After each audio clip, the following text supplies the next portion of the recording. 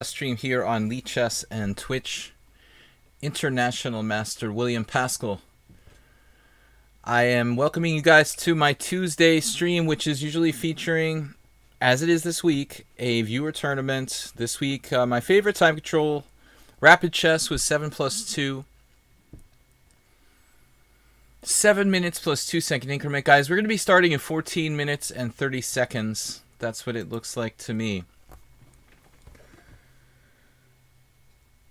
Cecil Purdy. Any material change in a position must come about by mate, a capture, or a pawn promotion. This sounds like the comments of a problem solver kind of guy. Acerbate is challenging me. Acerbate, what are you doing? You're challenging me to 7+2. Acerbate, you just need to join the tournament. I'll send the link. I'll put the link in there. Maybe Soltigo can put the link in there.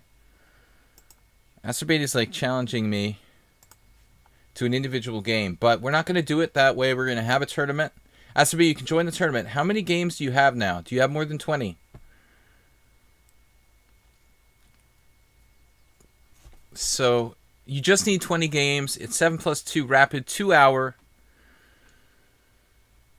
Guys, there's a promotion for chesslecture.com, a site that I helped to start. Subscription video site for chess videos. Chesslecture.com. They have a promotion now, so you can get 3 months of membership for $15. It's a great deal. Check it out at chesslecture.com. All right, so we've got the tournament starting in 13 minutes. I'm all right. My rapid rating is all right. I dropped a lot of blitz points today because I lost the game, and then I got a phone call in the middle of a blitz tournament and forgot that I was still in the tournament.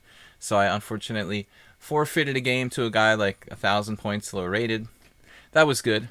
Anyway, this is not rated, so we're playing rapid 7+2. Everyone's welcome to join. I'll be streaming the whole tournament. Me, Soltigo, another one of our former moderators, Jeroen, a good friend of the stream here, Acerbate, who's been a regular, Bob Sacamano. You're excluded from the tournament because I don't have enough games. Bob, I already lowered this. I lowered the requirement from 50 to 20 just for people like you, but you still didn't even have 20. Are you sure you don't have 20, Bob? It's only 20 needed today. Did you check? Nikolai Pavlov. What's up, guys? I lowered the requirement to 20 games only. So Soltigo is talking about, yeah, we just made it 20 for today. Because you're not alone, Bob. You're not alone. We feel for you, and I lowered the requirement to 20 today. Soltigo's talking about the membership for chesslecture.com. You guys can support chesslecture.com, and you get a great discount, like 3 months for $15. That's awesome. You can watch a lot. I've got over 500 videos over there. Lots of good material by other strong players. All right, so the tournament will begin in 11 minutes. It's Sparkle Horse Arena. Please check out the link here. I'll add it again to the Twitch stream. You guys can support my stream by donating via PayPal, or like Bob, you can donate 100 bits. We had a very nice donation on Sunday from Clash Kid. Bob donated 100, so a couple from Acerbate today. He's in second place on the bit donations. So what is up, guys? Please subscribe. Don't forget to follow me on lichess, Sparkle Horse. Get our followers up. Also check out the YouTube channel, Video Chess Training on YouTube. I do upload all the videos there. Twitch doesn't keep the old videos forever, so we kind of archive all our old videos on YouTube. Please check it out, Video Chess Training on YouTube. Please subscribe and like my videos on YouTube. Great, Bob made it. Yeah, he's got 20 games, so this is a good thing. A lot of people don't play rapid games. They don't have the time, so they play mostly blitz. The evils of bullet. But fortunately, it's not blitz. I won't have to show you guys my embarrassing blitz rating. I just dropped 100 points today. It's no big deal. I'd already dropped points. I was over 2,500. Now I'm like 2,300 something. It's embarrassing. So we're making it a rapid tournament today. Austin is in. Another player rated around 1,600. Usually the tournament gets about, I would say 50 players, something in that neighborhood by the time it's done. You guys can just drop out, drop in, start and stop. The great thing about the arena tournaments, really, Unlike a Swiss system, I mean, people are always in the forums on lichess begging for a Swiss system, and I think that's cool too. But the thing about it is, if you have a Swiss system, I think that dropping in and out of the tournament creates problems, whereas in the arena format, it's not an issue. Oh, you have more than enough for Rapid, Bob. Good, good. All right, guys. I've got a casual challenge there. All right, whatever. I'll accept this Dolphin Master casual challenge, but please take me back to my game, to my tournament now. That's going to be, like, bothering me forever, that orange, like, the red challenge up there on the right. So Sparkle Horse is streaming. Welcome, everyone. You can also check out my YouTube channel, Video Chess Training on YouTube. 7+2 is Rapid. I'm not sure where the cutoff is. Don't ask me. For some reason, I flew from Hungary to the United States last Tuesday. And what is today again? Is that today? Today is Tuesday. So exactly a week ago, I should just about be over the jet lag, but it feels like, honestly, like today was the most tired I've been. I really think the jet lag got worse over the last couple days, and I wasn't really affected at first. JCS says I have 0 Rapid games. Okay, that would be a problem. Now you have a problem. Borrow someone else's account. What do you like most about the US that you can't get in Hungary? Good steak, actually. Today is my mom's birthday, and I'm going to cook some really good steaks for dinner on the grill as a celebration. So I think that I'm kind of happy for certain foods that I can't really get. I mean, you can get good steak in Hungary, but it's not like Hungary is not cattle country. They don't like breed cows for steaks. I mean, you can get them in restaurants and stuff, but it's not like Texas. People mostly eat other kinds of meat, and so I think good steak would be my first vote. Seafood. Hungary is landlocked, so basically the only kind of good seafood you can get is like freshwater fish, like carp or something like that. So I think that steaks and seafood would get my first vote. Tacos. Taco trucks on every corner. The United States is great because there are taco trucks on every corner. That's what I like best. I'm serious now. I'm really serious. I like the diversity of the United States, and I respect it, and I think we're happy for the taco trucks. All right, Move 11, what's up? Sorry, I won't play the tournament because for me it's very late. Saul, I understand. I was just thinking this. I'm not going to implement this yet, but I think I might implement a kind of strategy where, a scheme where we have 1 or 2 streams that are a little earlier just to accommodate the European players. Bob says, of course they're more plentiful in California. Bob, you're in North Carolina. Okay. Move 11 is on a train to play Nidich in his Simon. Wow, Move 11 is on a train to take a plane to play... No, I'm just kidding. He's on a train to play Nidich at the Marshall Chess Club right now. So, good luck to Move 11. He's got a serious simul playing Arkady Nidich in the simul at the Marshall Club. Good luck, my friend.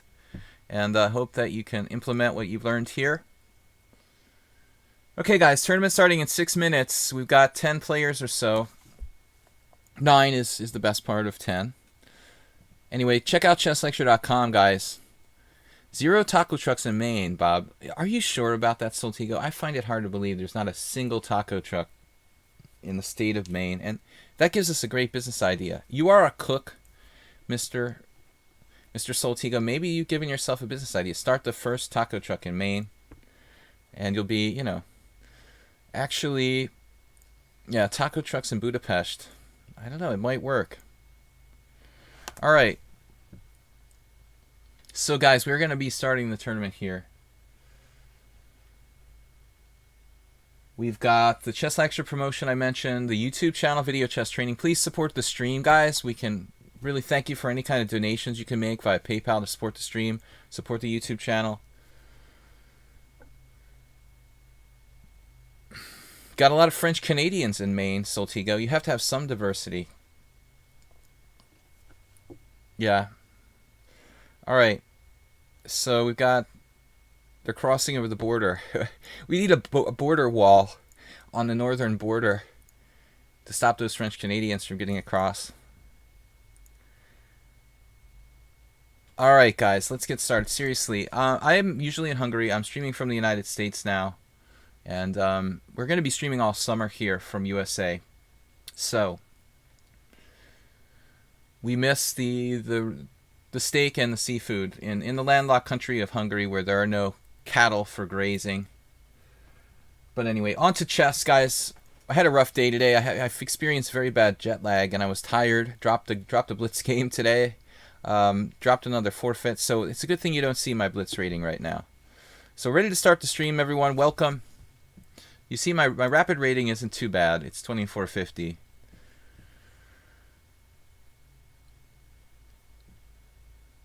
We are ready to start, guys. I'm going to face Soltigo possibly first game. Bombas joined, Saeed, HGG, one of our Hungarian friends. Jeroen, Kamano, Austin, Peter BR, and Surfar. Some of you guys are new. It's good to see some new people. Swimming pools in Hungary. Where did that come from? Actually, Hungary is very, very strong in water polo, Asterbait. Extremely strong in water polo. So they definitely have some swimming pools. A lot of thermal spas, too. If you like mineral water, healing mineral water, thermal spas, it's a good place to go. Okay, welcome if you're new. We are streaming from the United States. Usually I'm in Hungary. Switched up the time here. So I may implement a scheme to do one or two earlier streams, but we'll keep you posted about that.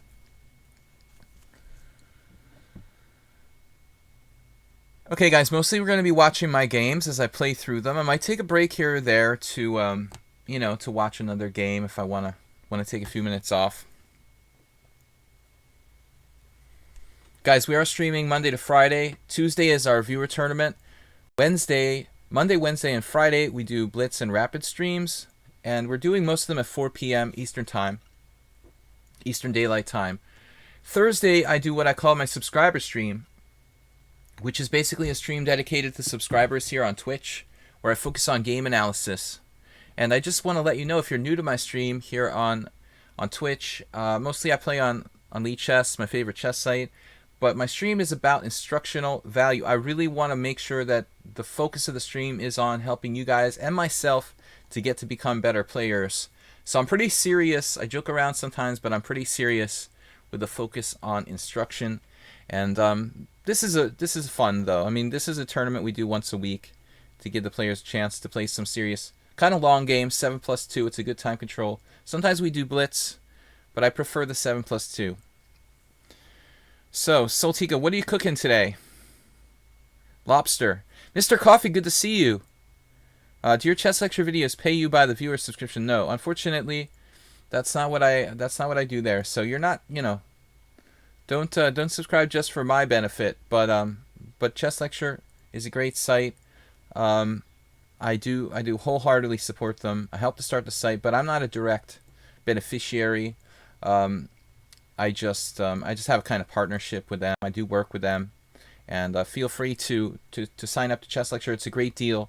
You do get a really nice deal of $15 for 3 months membership just until June, I think.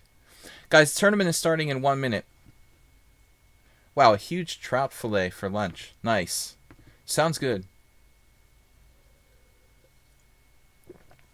Andes said, "Gonna challenge your tourney after 3 beers." I think 3 beers is a good place to go. I mean, I play really well. The first beer, the second beer, the third beer. I think after 3 beers, my game starts to deteriorate, but probably it goes up. My strength, my fear factor goes down. It makes you a little brave, depending on your style. But I think 1, 2, 3 beers might actually make me play better than if I don't drink any beer. I don't mean to promote alcohol, but I'm just being honest. I think that I might play better drinking 1 or 2 beers rather than none. But after a few, it's definitely a negative. Okay, guys.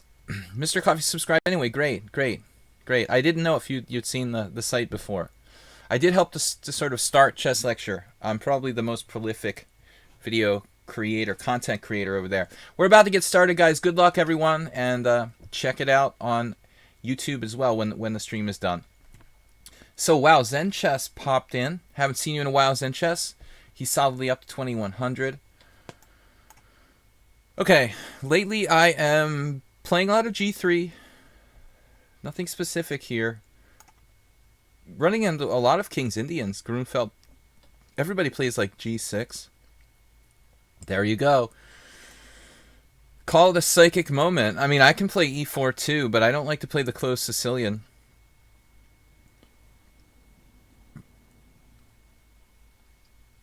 Ayeste, why can't I join a tournament? It is a problem if you have less than 20 rapid games, Ayeste. I didn't think you did, though. Now I can transpose to a G3 Pierce, which I like. Give me a chance to play the Pierce with Fianchetto, I'll probably take it. Ayeste, I don't know. It is rapid, not blitz, so if you have less than 20 games under your belt, you could get denied. Other than that, I have no other idea. They have seen the Fianchetto Blitz recommended by Magnus & Co.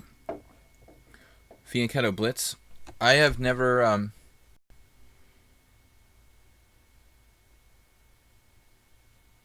Yeah, you get free games sometimes. Just be happy. Well, yes, do you have or not have less than 20 games? If you have more than 20 games, I'm not sure why you wouldn't be allowed to play. Haven't you played before? Maybe before I didn't have a limit on it. Zencha said I quit chess for a few months. Yeah, but you can never stay away for the lifetime. It's not easy. Alright guys, welcome everyone. Is there any chance to see Will try to play a King's Gambit? No. That's not happening. In the tournament? Like if it was a regular Blitz stream and there wasn't a tournament going on, I'd be willing to play a King's Gambit. But I'm not going to do that. And my jet lag's kicking in after 6 days. I lost to a 2000 player in Blitz today. I just totally fell asleep at the board. I'm sorry, Saul. I can't do that today. Alright, now this game we had before, earlier this week, I think. This exact position. Exact position. I think I played pawn takes pawn, like, against another player. But that's sort of lame to give up the center. Now, I forgot I'm playing Zen Chess. I mean, he's pretty good. He's the highest rated player beside myself in the field at the moment. But he came with a disclaimer, you know, that I haven't played chess in a while. That can work both ways. I mean, it can be like kind of making the other guy underestimate you. But it's also a disclaimer if you lose, you know, so... He's making me want to, like, take or push here with that rook on e8. But I think if I take, he just takes with a knight. If I let him take on d4, it simplifies a lot. I mean, I think d5, knight d4, take. He's got some sacrifices on e4, crazy stuff like that. Man, this is kind of tough.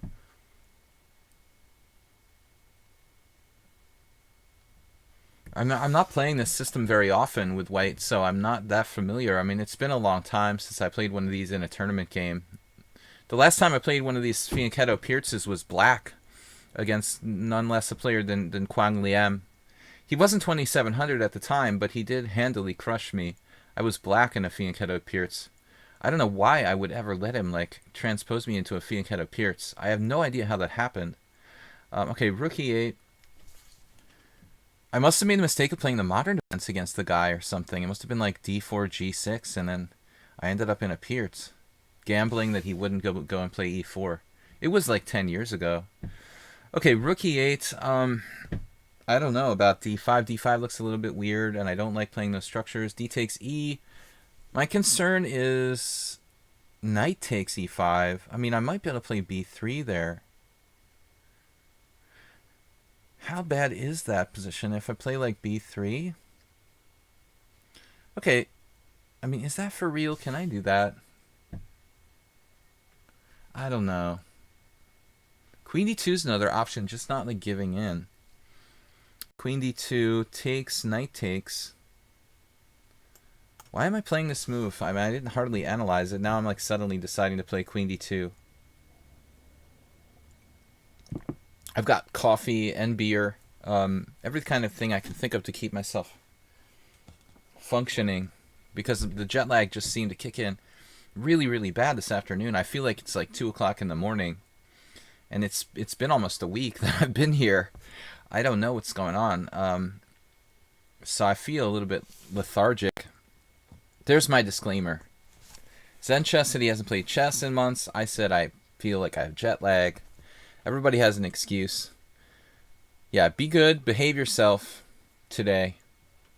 Is this out of a Vienna game? This is just a straight up Vienna game. No. I mean, I guess that's conceivable. Some kind of G3 Vienna. I could see how you could think that.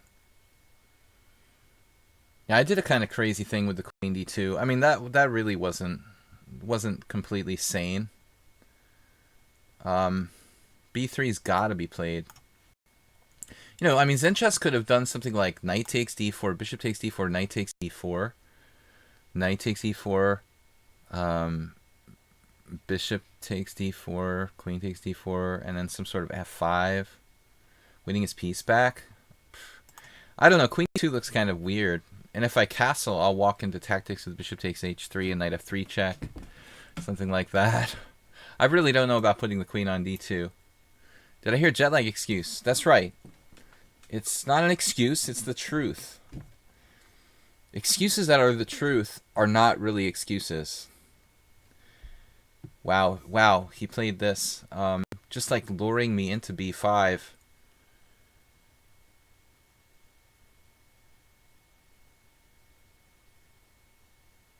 So if I play knight b5, he's got to play something that defends that. I mean, he's got rook e6 or bishop f8, both of which are very awkward.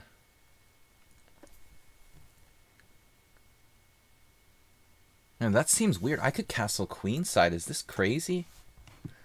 I feel like I'm falling into a trap or something, but I mean, everything's covered. He doesn't have any tactics that I can see. If I were playing Shirov, I would be especially concerned. I'm thinking about playing rook d1, honestly, or maybe even castles queenside.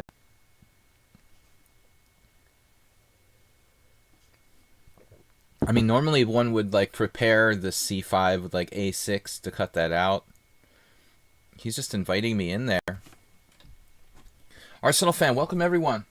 Check out the chesslecture.com promotion. You guys can sign up on that site and get a really nice discount till June the 1st.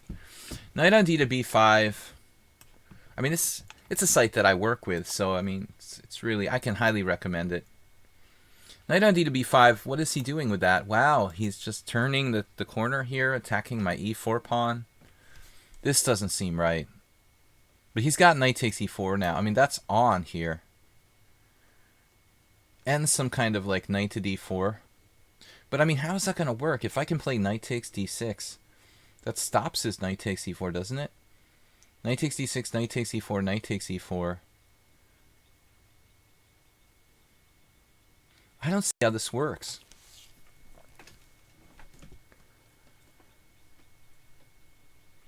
Worst case scenario, I drop a rook on a1. But if I can castle, I'm out of the clear. I'm out in the clear. Out of the clear. Out of the clear into the... I don't know what. Well, anyway, he'll have some sort of compensation here. I mean, maybe I should just play like rook d1. He's got knight to d4, though. There just isn't too much time. But I mean, whatever, man. I'm just going to take and castle, and then he has a little bit of compensation.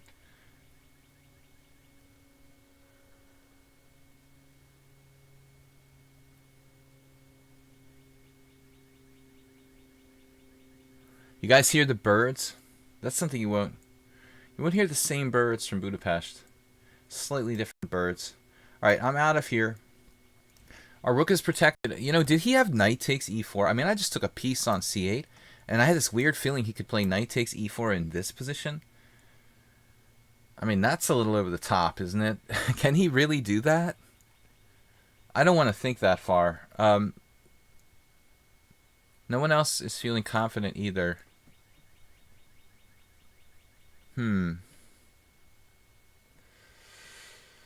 excessive use of caps.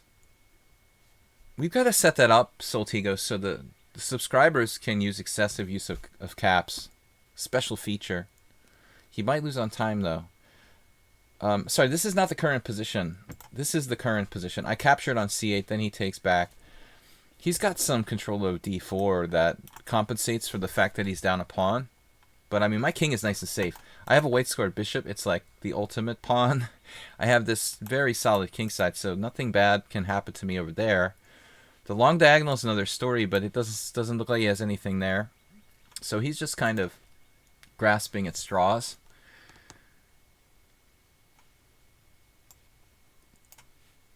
Get off the long diagonal. I mean, we're going to play knight to d5, and I think everything's pretty good.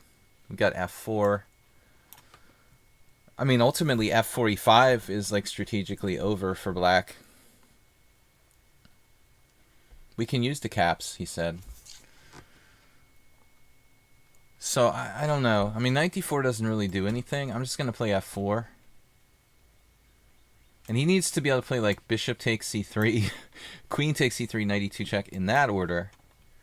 But e5 will kill everything, and it will open up my bishop on g2 at the same time. Now, Zenchess is going... He's in deep trouble here. He's basically lost. But I don't feel like I knew what I was doing in the opening. You're saying hi in caps to the guy that said hi. How dare you do that? We have to keep the trolls at bay, though. The caps thing is like an automated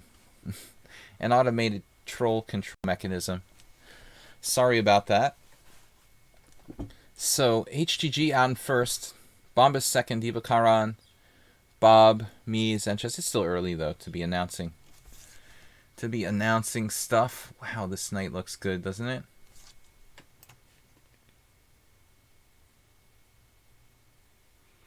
But the important thing is I can play c3. What a beautiful move. And Zenchess is just... Yeah, he's allowing forks. Okay, he's out of practice. He got his disclaimer in. We both had disclaimers. Anyway, good luck, everybody.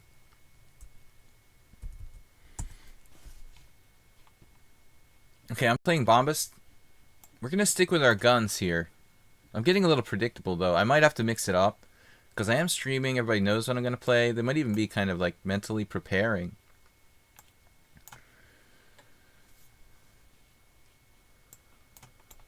Alright, Bombas has nearly a winning score. He has a winning score against me. He's rated 2050, but most of those are simul games. Looks extremely well prepared. That's the last game I played Blitz. Yeah, he even drew me. He was like winning against me in Blitz too.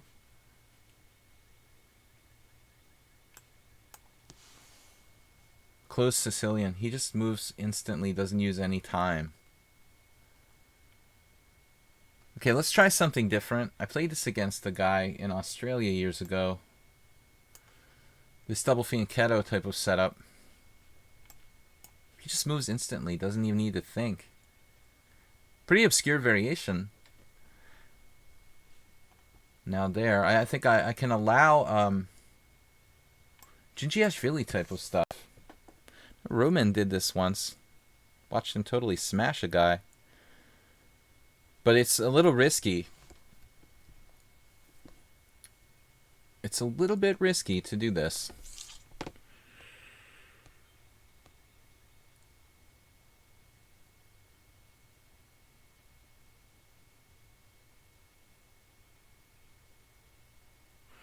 What makes you say Neil Young? What did I miss? The Neil Young became a topic of conversation. I like Neil Young. Okay, e4, 91 was my plan.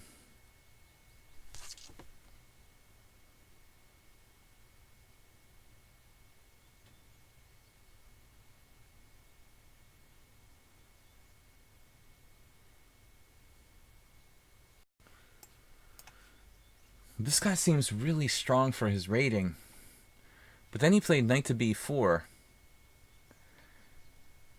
I was scared of knight to d4. Maybe he's just playing a little too fast. Maybe knight b4 is like a brilliancy too. So if I play queen b1, which is my plan, he has queen takes d2, just winning a pawn. So I have to go back here. He's used like no time.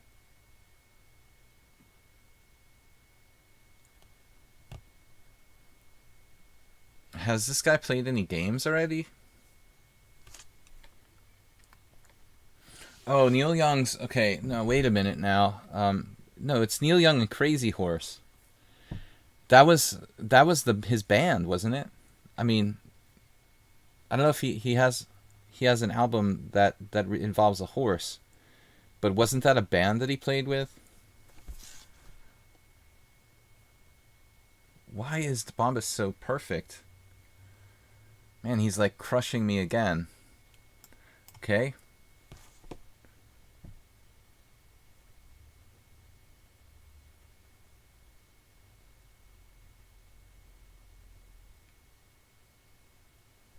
Bombas is never in the chat.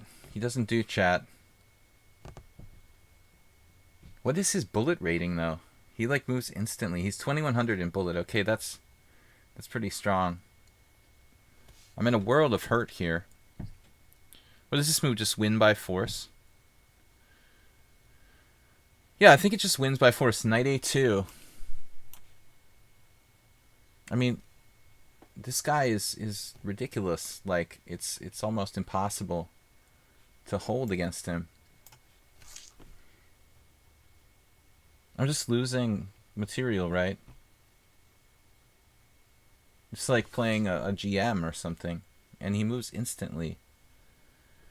Every single move. I don't think Bombast is a she. There is some questions about what he is, but it's not a question of his gender. His plus score against me is pretty concerning. This is like a perfect game so far. Another perfect move. Just like every move he plays is perfect. I mean, it's too much, you know. And the amount of time that he uses, it's like ridiculous.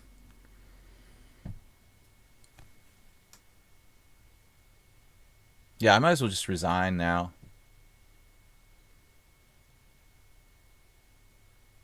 But I don't really want to play this guy anymore. I mean, he's just too strong. Just ridiculous. Like, I don't want to play him anymore. Look at this game. I mean, his play is like 0 upon loss. Like perfect move, perfect move, perfect move. It's just like playing a machine or something.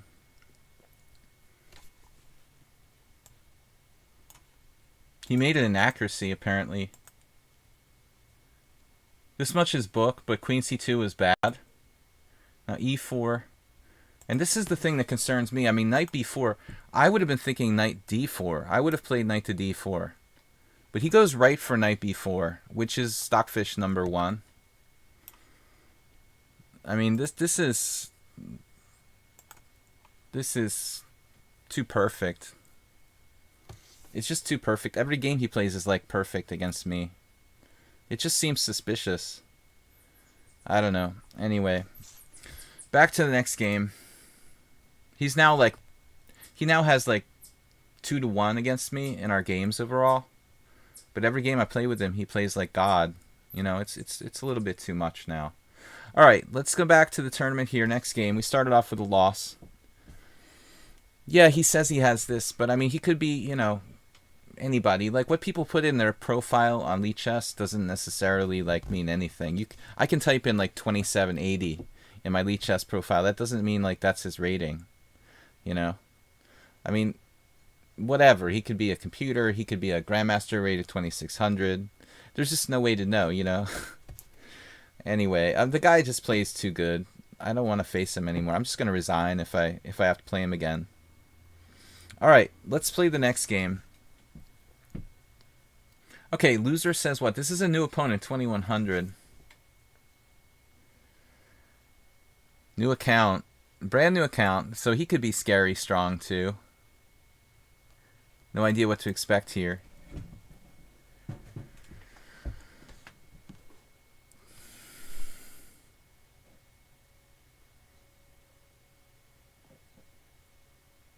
Right, it can't be too perfect. I mean, a good cheater doesn't. I don't want to talk about cheating anymore, but anyway, good cheaters don't play too perfect. But he hasn't played perfect. You know, he would fit the category of that, but just ridiculously strong. Okay, I'm not in good form today. I already lost to a 2000 player in a legitimate game. And I complained about my my jet lag, and it's possible I just got outplayed again. But after again and again and again and again, so many games where the guy just crushes me, it's a little too much. Basically, some people just never make mistakes. That's always a good sign. Knight f6.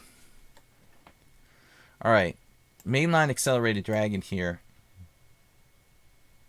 This was okay. Castles. You're supposed to play bishop b3. So this is like an inaccuracy for white. Unfortunately, I think that it's kind of a draw. It may just be a drawing line. If white wants to draw, this line can lead to a lot of simplification. It may even be better for me not to take this and trade pieces and just play like something like d6.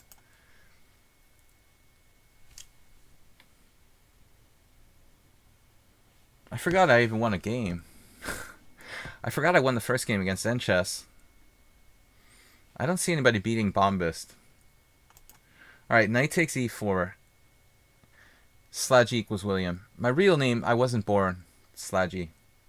Sladgie was my dog, but he passed away. It's a tribute to my ex-dog. He's not a horse, he's an ex-dog. So d5. Neil Young and Crazy Horse. I'm just going to resign against Bombist from now on. Totally suspicious. He's like 8.5, 5.5 against me overall. I mean, that would make him like 2,500 FIDE, I think. Knight takes c6, b takes c. This thing has gone on for 2 hours. The real parameter is endurance. Okay, but it's not like a bullet game. It's not like a bullet tournament with 2 hours. It's 7 plus 2. You probably end up playing about 10 games at the most. 8 to 10 games. It's not actually that many games. Okay, I don't know what the word on the street is on this position. It looks pretty good for me, though. I don't like the way that white played it, leaving me with the bishop pair. Both bishops are pretty active. I think that that's slightly advantageous to black. That horse with no name isn't Neil Young, by the way. Okay, I don't know who claimed that.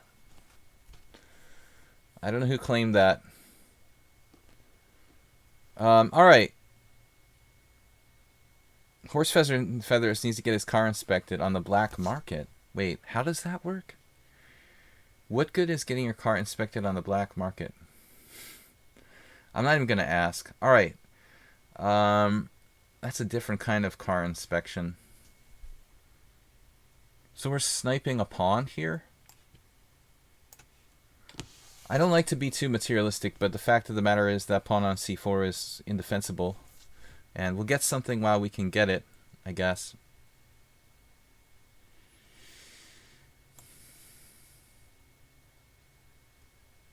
I wonder if bishop f6 is worth considering.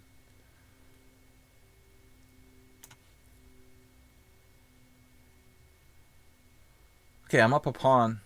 If he takes this pawn, I'm up 2 pawns technically, but that one is useless. My dark squared bishop is quite good, whereas the other bishop, maybe f5 could be a good outpost for it. His knight is very strong on c5. Anyway, guys, welcome to my stream. International Master William Paschall. This is a casual rapid tournament here on lichess.org. And we should get some kind of bounty on Bombist. I mean, that guy is unbeatable, He should have a much higher rating. Why is his rating like 2050 in Blitz? He's +3, +4 against me now. Alright. Bishop f5, I was thinking. Rook e1. White, I don't know. White doesn't seem to care much about material. He's caring about the placement of his pieces, which seems quite wise. He might also be preparing, like,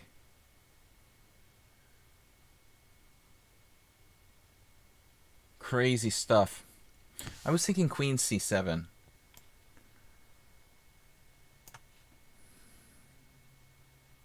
I mean, he could play queen takes c4. He's being very patient. But there was problems with bishop g5. Maybe he can triple up on my e-pawn. He's an interesting positional style, this guy. So I take back says Bombast is beatable.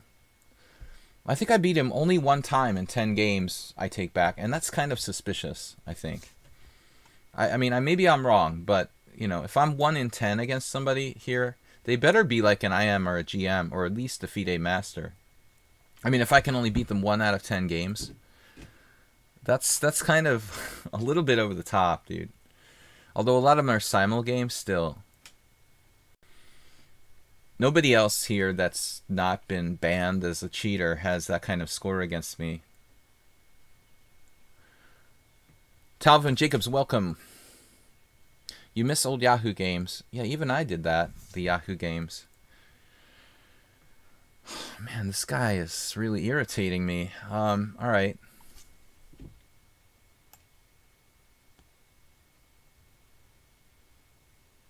I mean, this is going to be very hard to make progress here.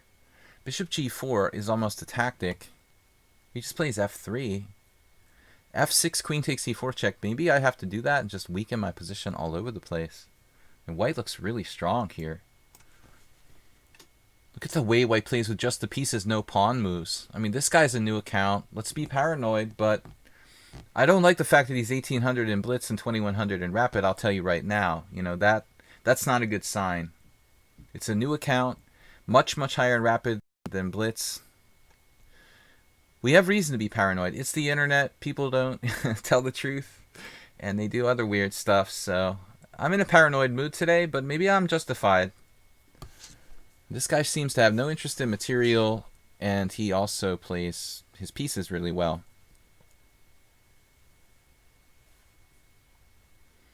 But I generally don't like it when I see a big difference in the ratings between two different time controls.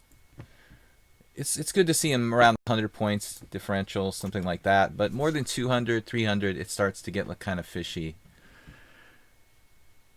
The longer time controls being better for the guys who use computers, obviously, than Blitz, and certainly not Bullet, you know. But if you see someone with a high Rapid rating and a low Blitz rating, that's kind of concerning. This guy's time usage. Now rook d4. What a weird move, you know. Is it me or is that just a weird move? I mean, why is he like allergic to taking that pawn in the first place? He could have taken the pawn like 100 different times with the queen, and the queen would be standing well there, but he just will not take it with the queen. It gets just poisoned or something. That is weird. I've been trying to put the bishop on f5 for a long time. I had to play h5 to ensure that he can't play g4 and mess me up. There are browser plugins for lichess allow for cheating in Blitz and Bullet. That's good. Good to know, Bob. But I think that lichess could detect that. Alright. Well, anyway, I'm just happy to not be worse in this game. I'm up a double pawn, which is relatively useless. But on the other hand, everything's in order. My king is semi-safe. I have good pawn shelter. So white, who's obviously not a materialist, isn't, you know, he isn't better, but he's also not worse.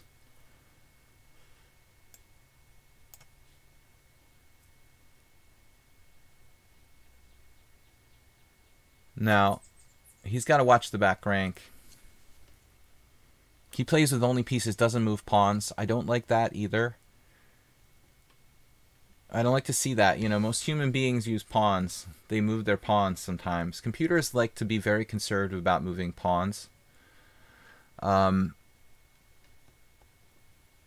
another kind of sign that sometimes makes me suspicious. Anyway, I don't want to focus on computer cheating for the stream. A lot of people criticize me for doing that too much. But when it is suspicious, it is suspicious. So we just have to go with the flow and try to be, you know, try to be honest and This h3 was a absolute best move. I mean, I talked about not making pawn moves, but he has to stop the back rank mate, and it also enables him to play g4 in some moment. See, there you go. This will weaken his kingside slightly. Now I can get my bishop back. I've cleared the back rank.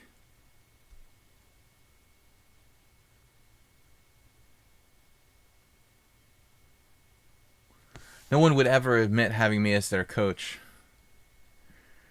Alright. Bishop c8.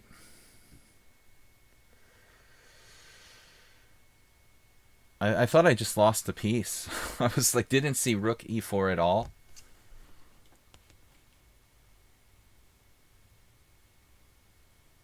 Slight trouble for #1 Bombist. He's playing Divakaran. No, a new guy. Well, you never know what you're going to get out of the random players that I haven't seen here before. I know the regulars. And none of the regulars have a score against me like Bombist.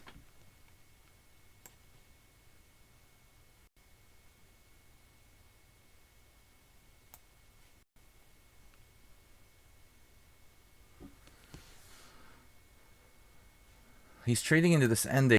His knight is quite strong. We have some counterplay.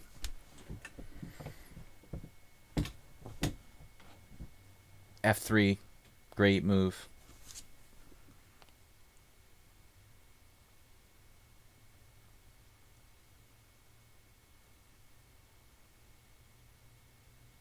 I'm basically almost paralyzed here. This is like groveling for a draw. I don't like the look of this count. He didn't take it. Wow, that's weird. That was a weird materialistic move. Why didn't he take on e6? That is strange. I mean, taking on e6 was a really good move. Look at this. Bishop takes f3. Then I would have to sack the exchange.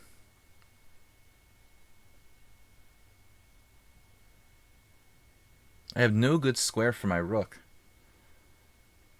Bishop takes f3, rook f1. Then I lose the exchange for reals. And I can't play bishop takes g4. I could sack a piece for 3 pawns with total chaos. He's got 5 seconds to move. Mule Skinner's here. Welcome, man. I guess I'm just losing a pawn. Nothing to do about it.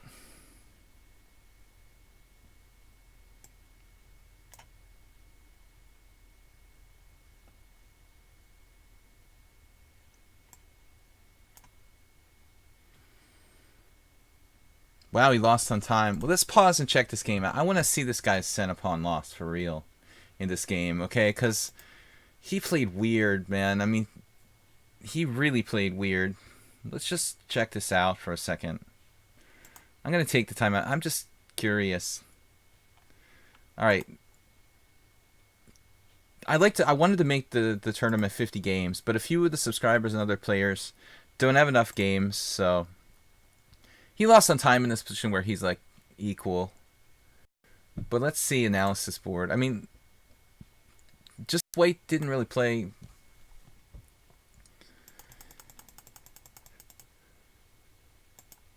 I would say White didn't play in a really standard way. I mean, he played some amazing moves. Okay. But maybe not. I don't know. This is interesting. This has never been played before. So an inaccurate opening, leaving black with a tiny edge. And then the best move. Here I took the pawn.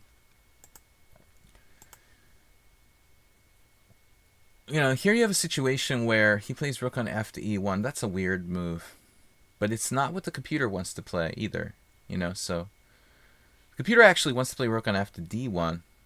He played rook on f to e1.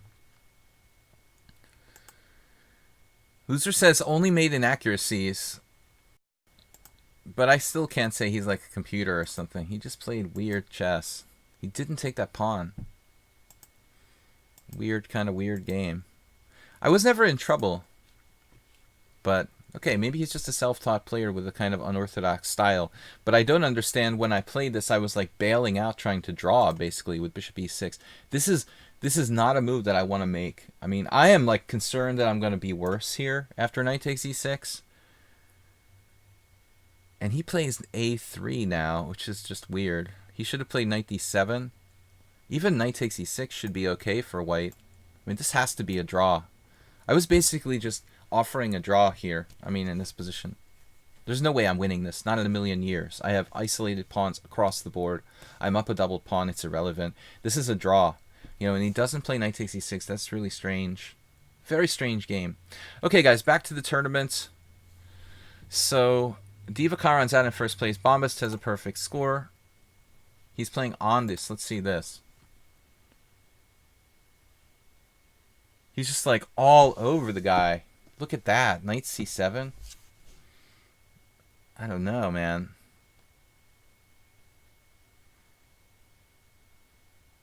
He does look a little overextended. But he's up a piece, right? He's just up a piece. I mean, he's not up a piece. Okay. He's not up a piece. It's 4 pawns against 4 pawns. 3 minor pieces, 4 minor pieces against 4 minor pieces. Maybe Bombast is overextended here. e4, d5. That's weird. So that kind of messes him up, huh? He doesn't like the Scandinavian. Actually, this is a good line for white. Probably a decent line. Well, we'll see what happens. I would have broken my hand playing knight e6. But it was the best move according to Stockfish. If there's anything that I'm good at, it's like defending and admitting that I don't have an advantage. Alright, let's go back and join the tournament. I'm nowhere near the leaders. Jeroen, Andis. Andis is new. We have not played Andis. He's from Austria. Lots of games, though. Not too many rapid games. We've had quite a few Austrian players. I thought I clicked join tournament. Why isn't it letting me join the tournament? Okay, I tried to click it. It didn't work. I don't know, man. Alright, let's see what's going on. Jeroen. Jeroen plays the Dutch. I don't want him playing the Dutch, so I'm playing knight f3. Dutch is hard against knight f3. Plays it anyway. Okay, let's see. Delayed Lisitsan Gambit. I don't think this is the most accurate way to handle this, Jeroen. Fonza Curry, is it possible to end the tournament with 1 rapid game? Interesting question. That does seem like an interesting trick if you can do that. You can go to the lichess admins and then bribe them to change the parameters of the programming or something. That would be my best bet. So d6, e5.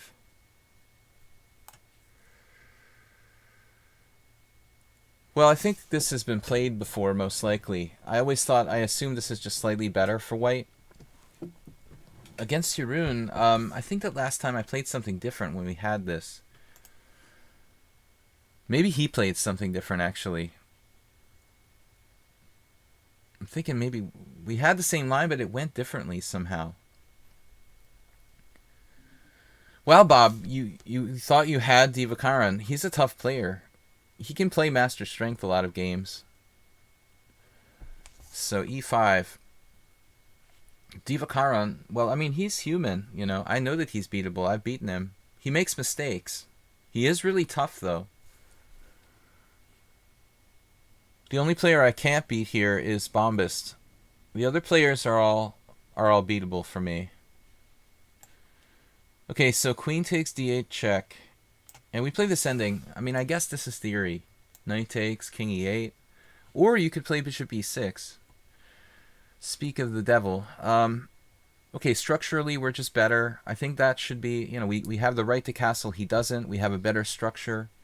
That has to be a lasting advantage. But this move has a nice feature that he could play maybe bishop d5 in some lines, or if I try to go g3 here, for example. And I don't even know where to put my king, to be honest with you. I don't even know where to put my king. Should we castle kingside? Should we castle queenside? Where do I put my queen's bishop, for example? He's going to have to play like knight to d7 to dislodge my knight. And then there's another question. But the nice thing about rapid is that we can think. We can think like this. We have time. We don't have to rush. We can actually ask ourselves questions, talk about the position a little bit.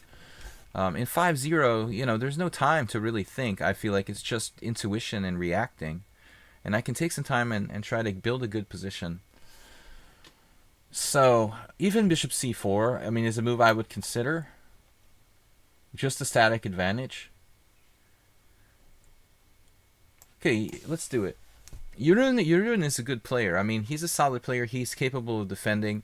In the simul the other day against me, he simply got distracted and blundered.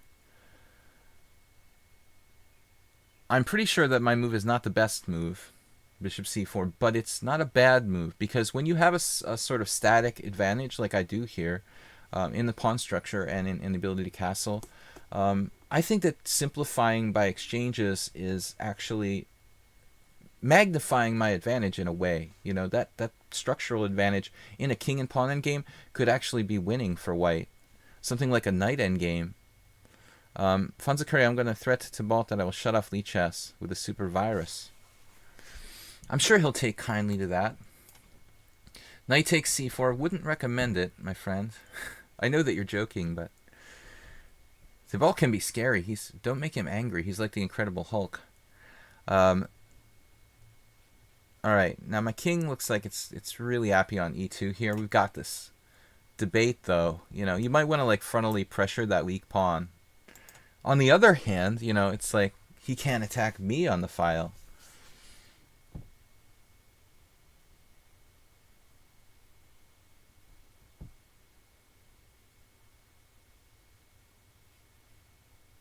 This is a very deep move.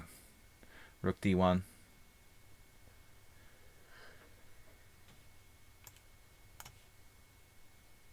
Jeroen seems like he's a little out of sorts. He played king c7. This was not a good idea. Now he's going to be forced back.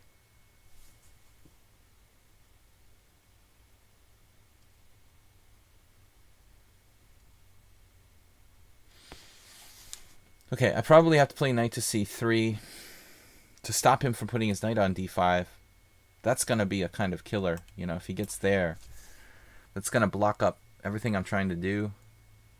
Going to Budapest next week. Any special tips? Alright, going to Budapest next week. I'm not in Budapest now. I'm in the United States. But I know most of what there is to know. Now, this is a nice move. e5. Is that a nice move or is that crazy? That's the key question. Wow, I can play knight takes e5? But then he does rook e8. That's brilliant, man. So you ruined uncorking the tactics. And if bishop g3, well, alright, I'm going to play bishop g3. The threat remains, the song remains the same. Talking about Neil Young, I like Neil Young, but I prefer Led Zeppelin. Alright, bishop g3. I could have played like bishop takes e5. He would have massive compensation. Like this was debatable, right? My king here. He has knight h5. I'm just sitting on the center if he does that with like knight c3, knight e4. My king could go back to f1 if necessary. Man, I don't know. I'm really settling for a very small advantage here and kind of pressuring him on the clock. It depends on who I'm playing. If I'm playing fast players, then I don't really, you know, think about trying to pressure them time-wise, obviously. With slower players, I can actually use time to my advantage.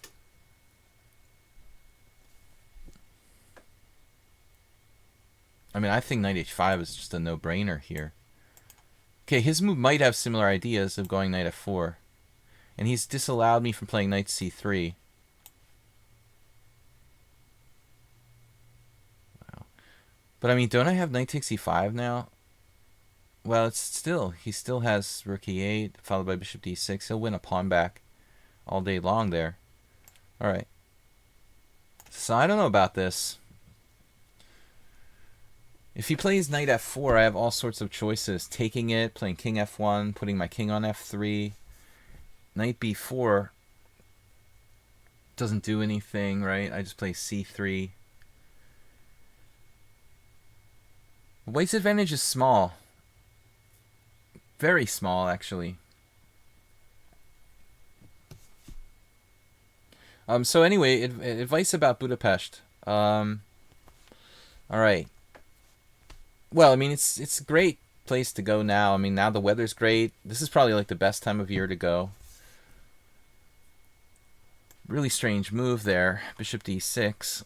I wouldn't take that if you paid me to take it, probably. I mean, it's such a bad bishop. That's my whole game.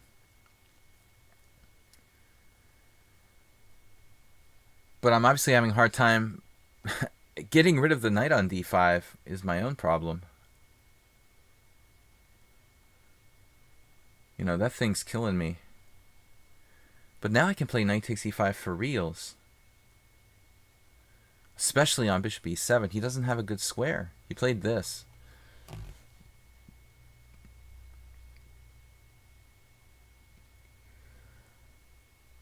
Alright, so we can win a pawn at what price is winning this pawn? He'll like pin me.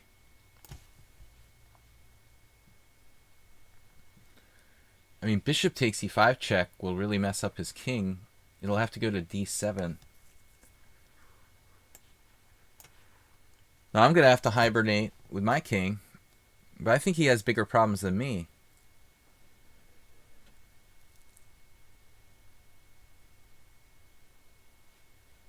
I mean, he's going to get me to backpedal a little bit. He's got like rook e8. So I'm not as optimistic as Arsenal fan. Maybe I have 93 here, actually. 93 would force quite a bit of simplification. Wasn't my original plan, but when you say winning, you're talking about a fine line there, Arsenal fan. We've got to be very accurate, and it's like a small amount of material we're going to be up. Yeah, it's a strong move. I think 93 is possibly best. Andes said what? Completely won. Andes, you completely won against who? Alright, so now the question is, do I take on d5? Probably, right? I mean, why not? He just insta-took back. Greedy to take on g7 here, but it might be good. I mean, bishop takes g7, followed by bishop d4. We threaten to win a piece. It will give him a lot of counterplay, though. Bishop takes g7, rook g8, and then bishop d4 moves his knight, and then what do I do? Maybe I'm being a little bit overly paranoid, probably. We go bishop d4, and then I play g3, and we're just hopefully up 2 pawns.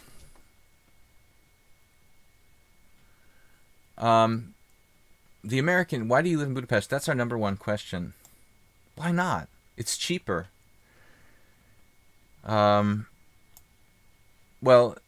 the chess scene in Europe is better than the United States, period. Okay? There's a lot more tournaments.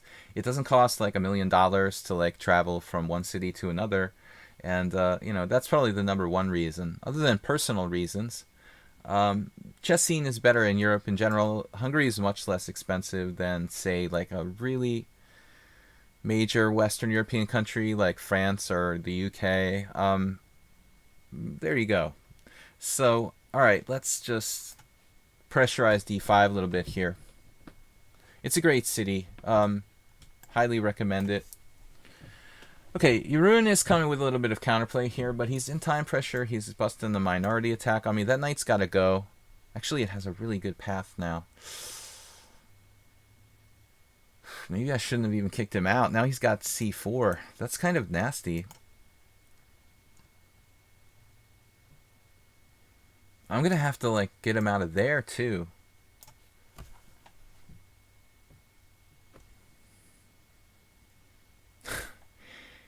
Well, I mean, I think the more important question is why I started living in Budapest in the first place, you know?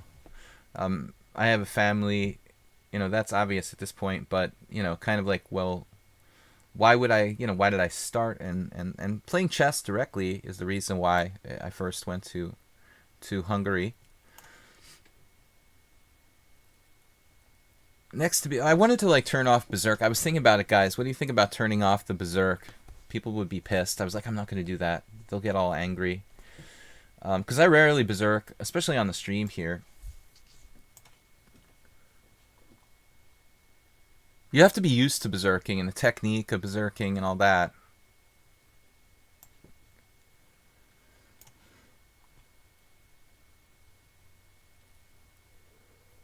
Okay, his knight has seen better days. I can kick it with g4.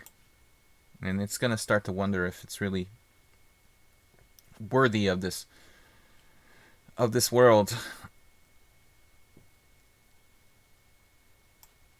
Chess players feel hungry. There's just not enough food, man, when you're poor. All right. So, minority attack. We got 2 connect to pass pawns. I mean, this, well, what will be 2 connect to pass pawns? That is fatal. And Yurun just simply pre-moved. All right. So, I'm not going to take too much time to analyze the games. We got to stay in the tournament and see if we... Wow. Divakaran has 22 points. Okay, he's obviously berserking. I had a very slow start. I'm playing Andis, so we never played before Andis.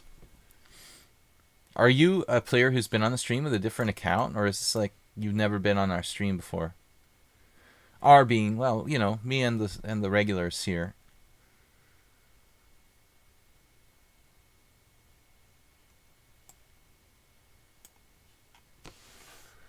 It definitely makes it more... It makes it more interesting to add the Berserk. I'm not using it. My stream is mostly for instruction purposes. So here we go. Okay, this is standard stuff. I'm not going to play d4. I like to play King's Indian attack style. Maybe some sort of c4, Reti style. Yeah, I mean, against bishop f5, he's already played c6. He's playing a standard Lasker system, like reversed Reti. Berserk is a huge disadvantage when there's an increment. Okay, that may be true, Zen Chess. I've certainly felt that. I have felt that firsthand. So Andis knows the standard ideas here. I don't know about rook there. Maybe I should play queen c2. I used to play this years ago with white. Like when I'm talking like 25 years ago, when I was a teenager. This was an opening I played religiously.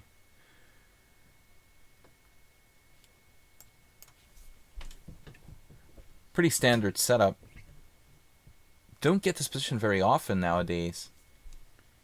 Black is very, very solid, though. Okay, let's take and try to play something imbalancing the position a little bit.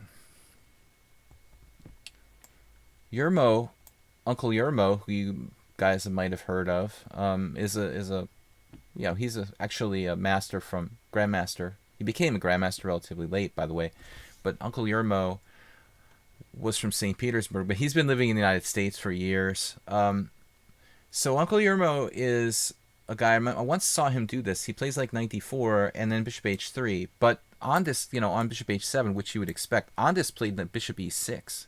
I've never seen anyone do that, and that looks slightly suspicious to me. Because it takes the pressure off this diagonal, you know? Bishop h7, bishop h3, and that would have been the Uncle Yermo idea. Sometimes you can sit a knight on f5, but black's setup is usually pretty solid. d4 looked good, I heard.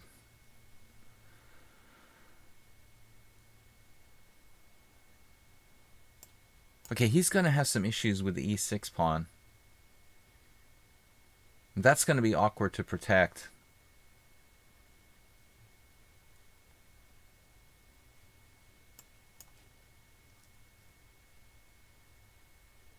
A lot of weaknesses over there on the white squares. Maybe there's no way for me to break through directly, but it seems like with some preparation, we could do some damage.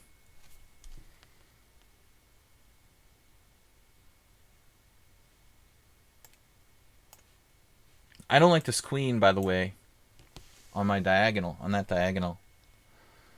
Then we're coming with f4.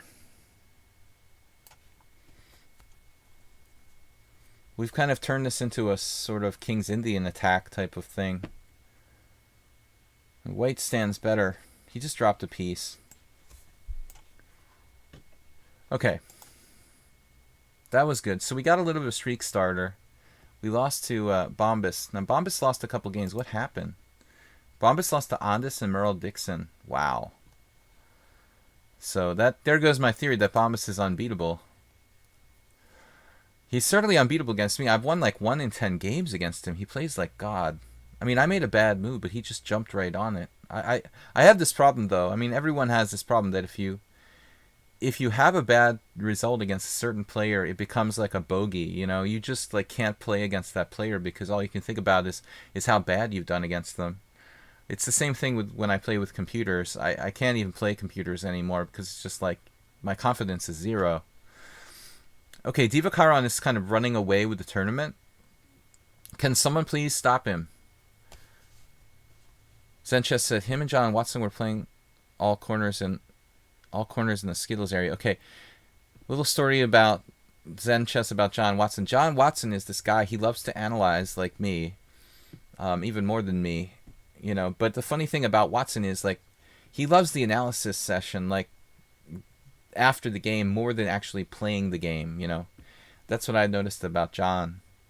The most important thing to him is like who wins the analysis session after the game. That's unusual. Most people care more about the actual game. But he's a great author and a very thoughtful person. Arsenal said, you beat your nemesis in the club championship the other day.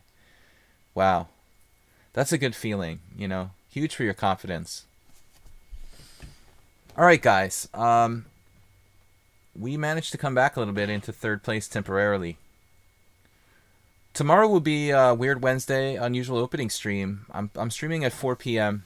There are possibilities I'll do some morning streams in the future, but for right now, I'm doing all the streams at 4 p.m. Eastern Daylight Time. Tomorrow, Blitz and Rapid Chess. It will be Mule Skinner. Mule Skinner plays the Grand Prix attack. He drives me crazy with that. So I'm a little bored with that. I'm going to play the Caro against him.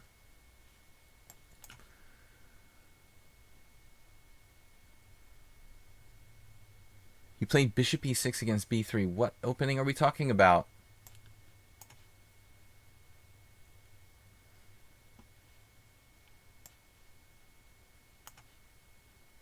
Anyway, silence. Sorry, guys. I was just reading the chat there. International Master William Paschall. Let me drink my beer. I haven't had time. I've been talking too much. Maybe that's why I lost to Bombas.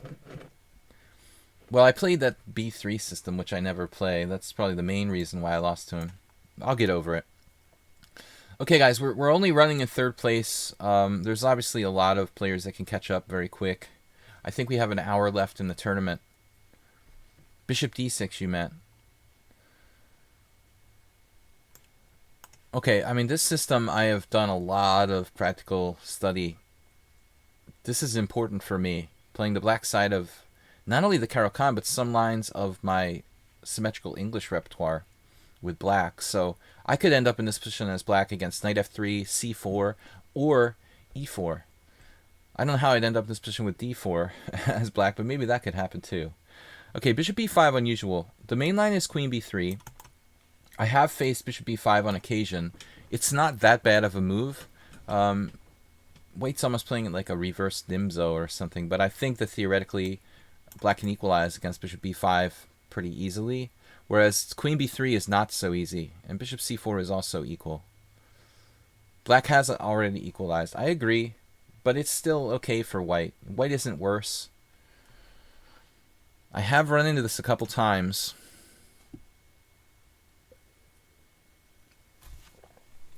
Bombas is human. He's just a nemesis for me, man. He has the best score of any of the regulars on the stream. I'm getting to the point where I can't even play.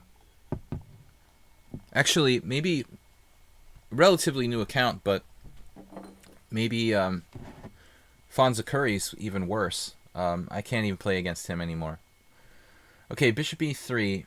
Okay, these are pretty strong players who are probably 2100 FIDE playing in my simul. Those guys are tough enough in a long game, let alone like when I'm playing 25 players. So I consider myself to be an underdog against those guys in simul play, but a favorite in blitz.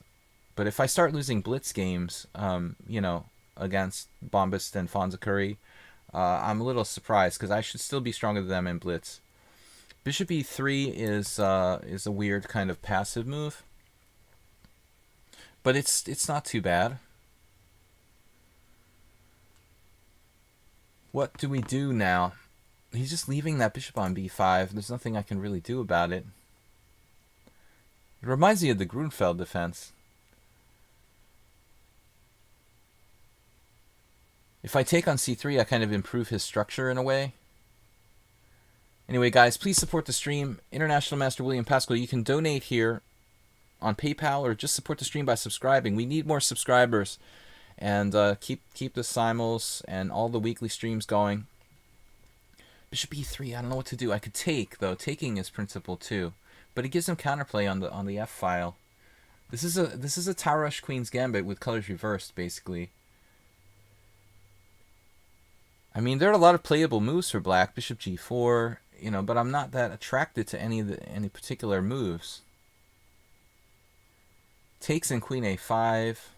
It's kind of weird to put the queen on a5.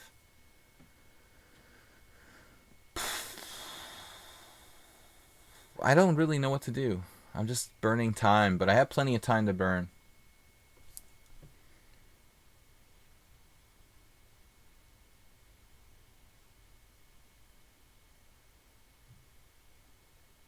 Okay, what if I play this? Arsenal fan said bishop b6 by mistake. I don't know if this is a good move here. It's a move. It supports the blockading square d5. I have some tricks, and I figured I'll give it a try. It's a developing move. I guess I'm threatening rook c8. There are some problems, though. There could be some certain problems.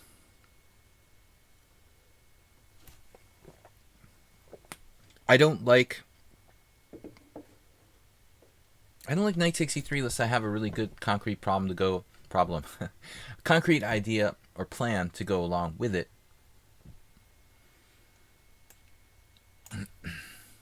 So I'm just developing my stuff here.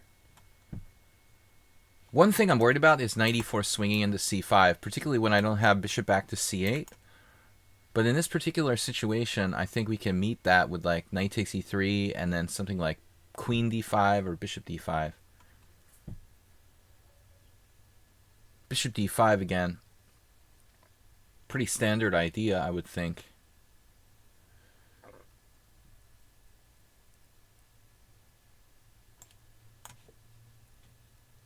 We're going to pull the trigger on this. Main strategy here would be like frontal pressure on his hanging pawns. This can happen in many different openings, the Taurush Queen's Gambit being number one. Also things like the Petrov's defense or Russian game.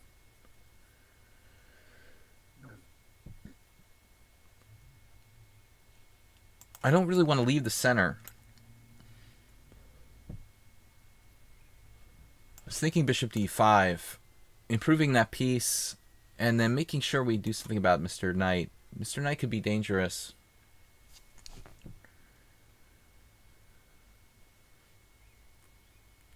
You know, you could go out of your way to avoid this bishop h6 from happening, but I don't think it's even necessary or even good to do that.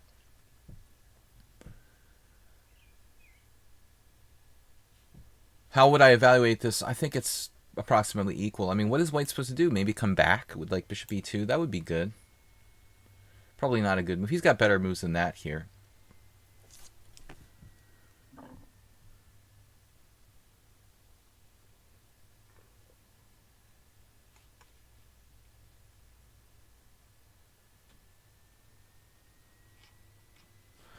Okay.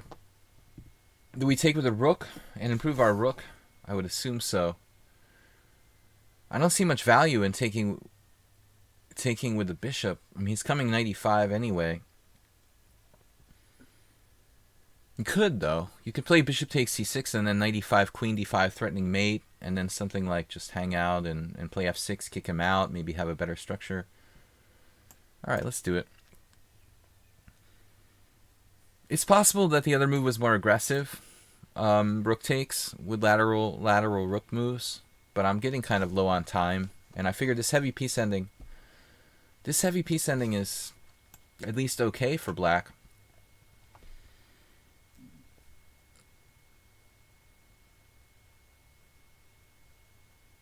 That was a rather unexpected move. A kind of nasty surprise, but I'm not sure it's a good move. I don't think he can really do any damage with just those queen and knight the way they are there.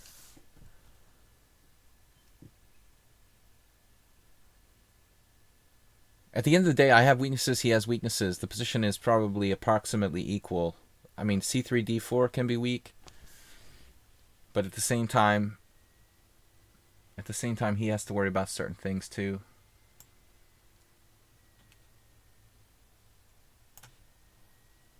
Our bishop is excellent. You know, in the French defense, for example, I mean, this thing is just a monster defender, looking both ways. It's a modest square d7, but it just covers everything.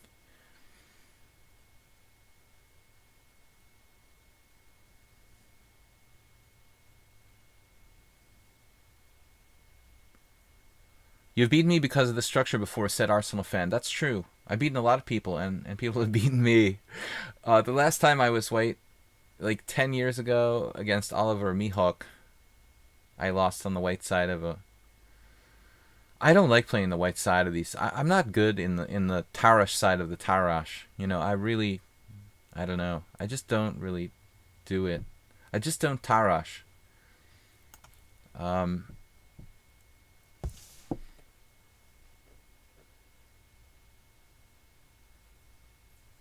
I like playing against the Tarash.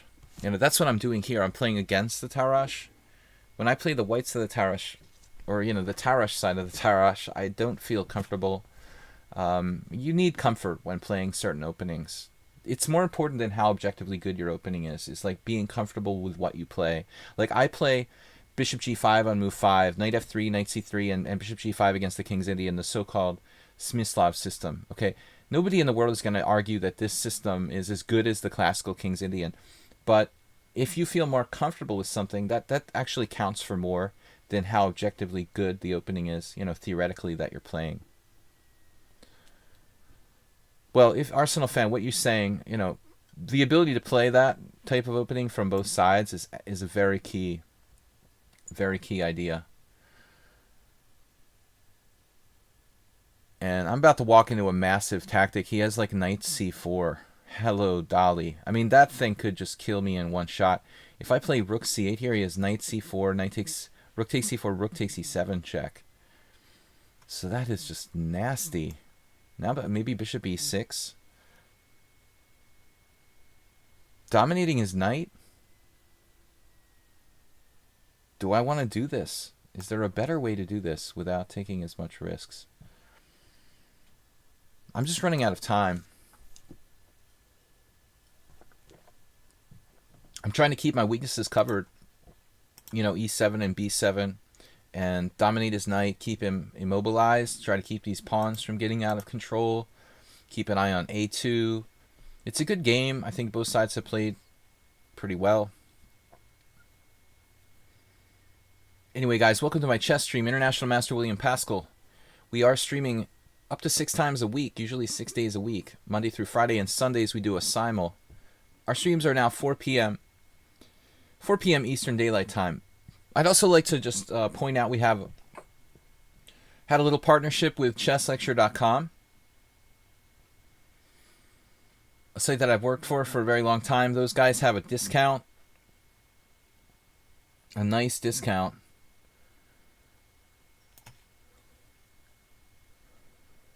I want to play rook c8, but I'm a little wary of d5. So I'm just playing rook d8. Now, Divakaran just has a ridiculous score. He has 30 points. He must be berserking and winning every single game he plays to run away with that many points in this time control. Sometimes you get lucky and you get some lower rated players. But 30 points, that's out of control. Right, I feel like we got this kind of Rubinstein bind going on now. We're really starting to clamp down. Maybe b5 is not so stupid. At this point, I don't see anything wrong with b5. It does cut my queen off laterally. That's a kind of minor problem, but I don't think it's a big factor. We're a little better now. I think it's kind of just that these pawns look like they're paralyzed. He's having trouble coming up with a plan. I don't like playing white as much. Now h4.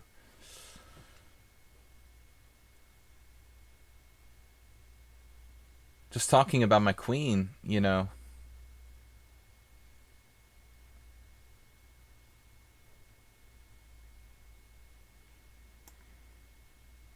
Any pawn move you make, any kind of pawn move you make, it's a weakness. It's a potential weakness. It's likely to be a weakness. But it goes both ways. I mean, Mule Skinner's weakening his king side. I'm weakening my king side. Both of us could be sorry about that. I could have played h6.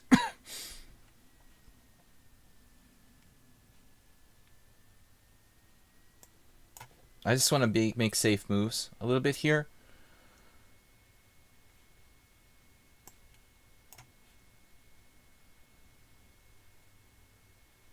I think he just missed d5, maybe winning on the spot. On d5, I think I just lose instantly because of the threat of knight f5 check. That's extremely untrue, or true. Yeah, it's true. I think I just lose a piece there. That's very, very fortunate. Never ever leave your pieces unprotected. I put my queen on b6. It was not protected by anything. And I could have paid the ultimate price there, losing the game. Very lucky that I didn't. Still getting kind of difficult to make progress here.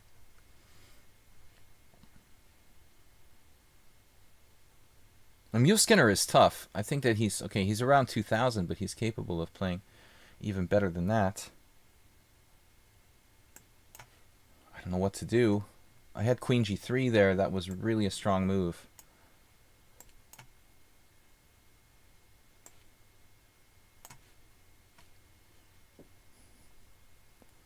This forces a trade of queens to save his h-pawn.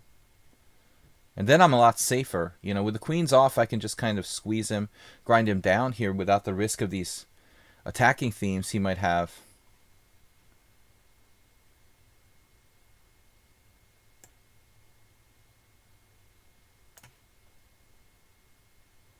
He has queen d4. He had queen d4.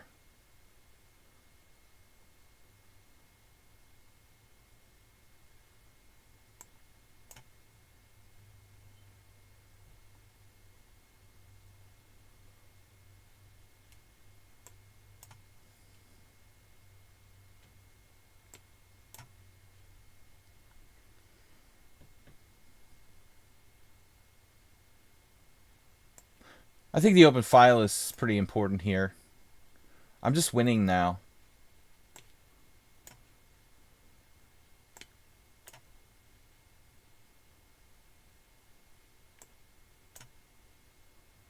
I should have taken the pawn with check. That wouldn't hurt. Oh man, I just blundered.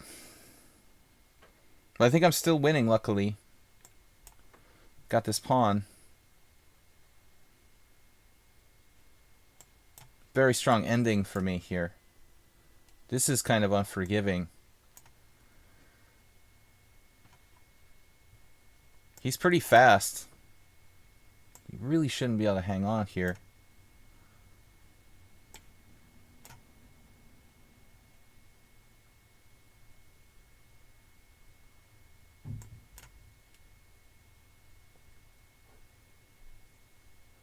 It's a good thing I have pawn majorities on both sides.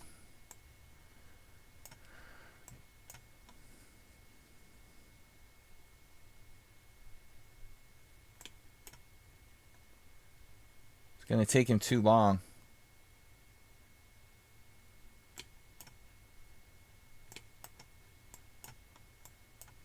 Just a little too slow. Very close, though. He's like within one tempo, almost one tempo of saving the game.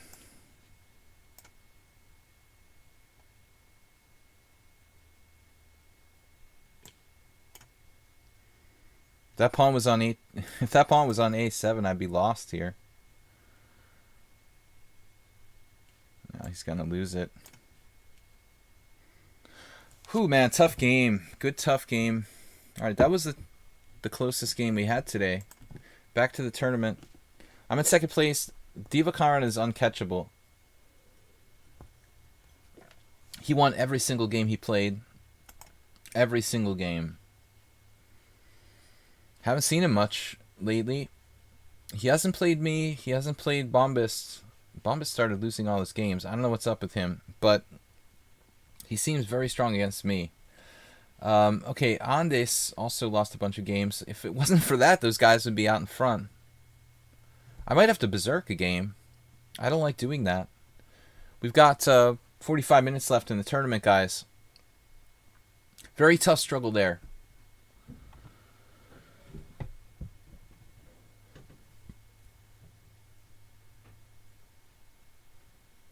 That was enjoyable, but I think I lost a piece. When he played Queen F2 and I had my queen on B6, doesn't D5 just win a piece? Is there any weird move? Knight F5 check is threatened, and pawn takes E6 is threatened, so I'm losing a piece. It's pretty ugly. Not good. That is 1-0 for one moment there. Okay, Andes lost concentration. Yeah, I mean, I think that's cool, man. I mean, you definitely don't want to play chess when you're not focused. I think you should take a break. I'm playing Divakaran here. I like to play something a little dynamic when I'm playing for a win. I do play symmetrical English with black a lot, but this is a bit more double-edged. Playing the English defense. It could transpose to a... Well, it could transpose to a Queen's Indian. It just did.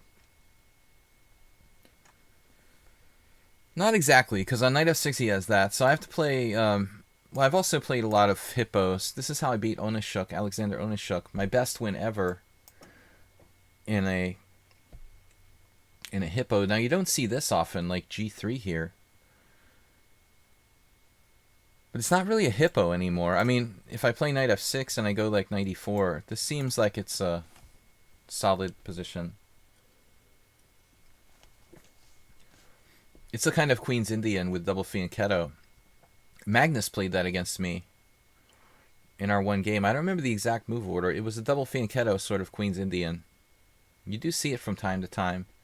But I think that white should really go E4. I mean, there's no... You know, there's no question. I mean, this is what Onishuk played against me. I played a crazy game against him. It was very unclear, and I was lucky to win. I didn't castle. I was walking my king around on like D8 and C7. It was just insane. But sometimes you have to play like a maniac. If you want to beat a strong player, you know, you have nothing to lose. Your best catch was against a Russian GM who had beaten once Korchnoi. Nice.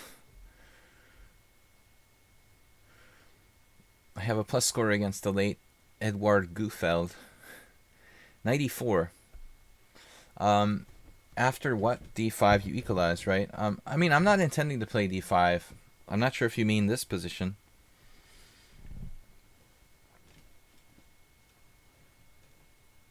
I'm not sure what I want to play actually now. If D6, he could have Queen A4. That shouldn't be a problem. So I think we can wait and play D6. On Queen C2, then we can decide what to do about the tension, let's say. Can leave the tension for now.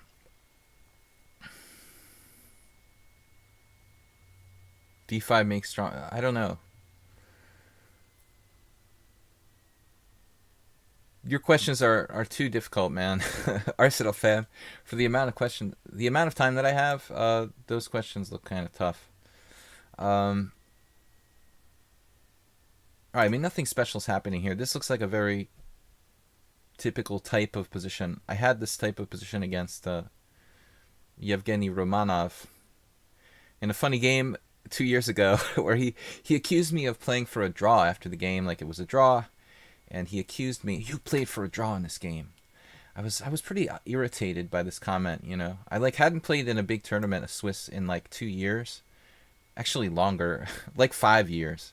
I was like, look, man, I'm not playing for a draw. I don't care if you're 2650. I just haven't played chess in like 5 years, you know. I don't really want to lose, so I just played solidly and the game was a draw.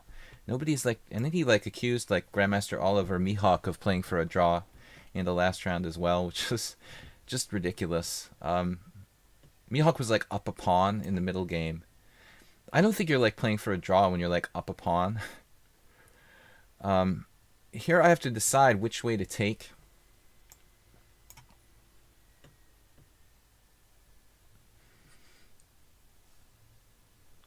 Now I go back with my other knight. If I want to, I could play my other knight to f6.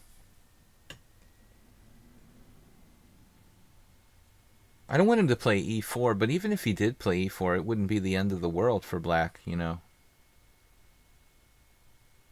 I mean, f5 is possible, but it is slightly weakening. But then again, you only live once. I could meet e4 with e5 and just go about my business. Let's do that. Wow, Arsenal fan read my mind. a5, question mark?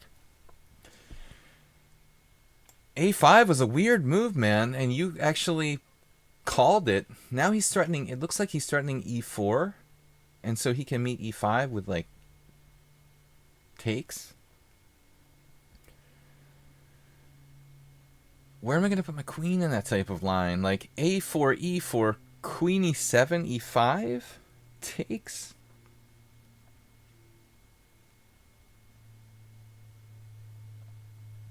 Just doesn't seem necessary to play a4. Have you dialed the psychic network and contacted Lieutenant Uhura, Arsenal fan? Because you called a5. I think that's a tough move to call, honestly. I mean, there were many different possibilities there, and it was just kind of random. c5 was my idea for a5. Are you speaking in riddles, or is it just me? c5 was my idea for a5. Okay, I guess I drank too much beer. I don't know. The Riddler.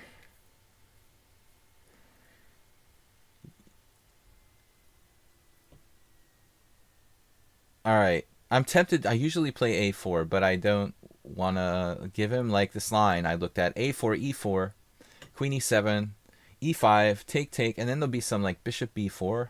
Probably I'm afraid of ghosts, though. I shouldn't have worried about that. This is much more typical looking.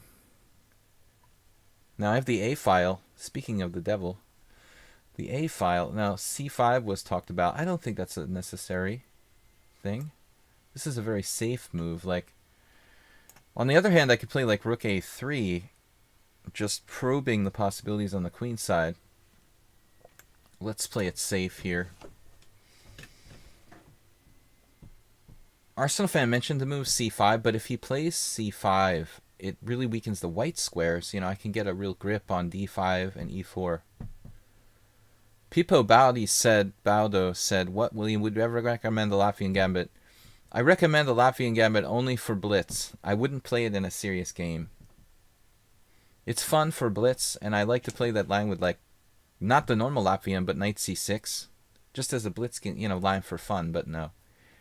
I would recommend, however, like, if you like f5, the idea of f5, the Schliemann, or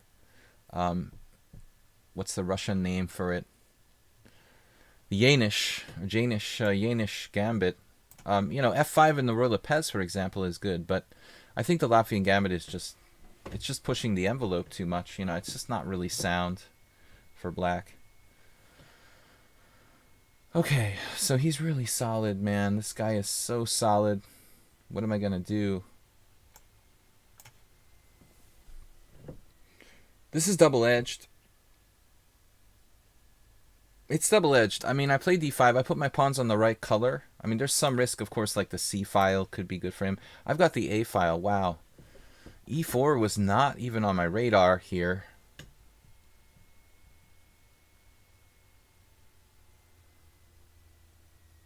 It's not a bad move. Like, that looks like I can't really let him take complete domination of the position. I could take on c4, but then he takes with the knight. I think I have to take this. I mean, I really think I have to take this. And it's equal. It's just equal. Maybe black is just a tiny bit better because I have the A file. You know, I mean, that's not nothing. Then again, if I play this, now I have to worry about d5. So where is my queen going to go exactly? Something like rook e8 and just hang out. I had to be prepared for d5. The position is equal. I mean, this guy is playing this tournament unbelievable. What has he won every single game he played?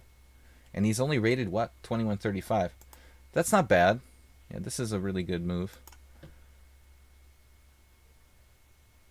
Unfortunately, rook a1.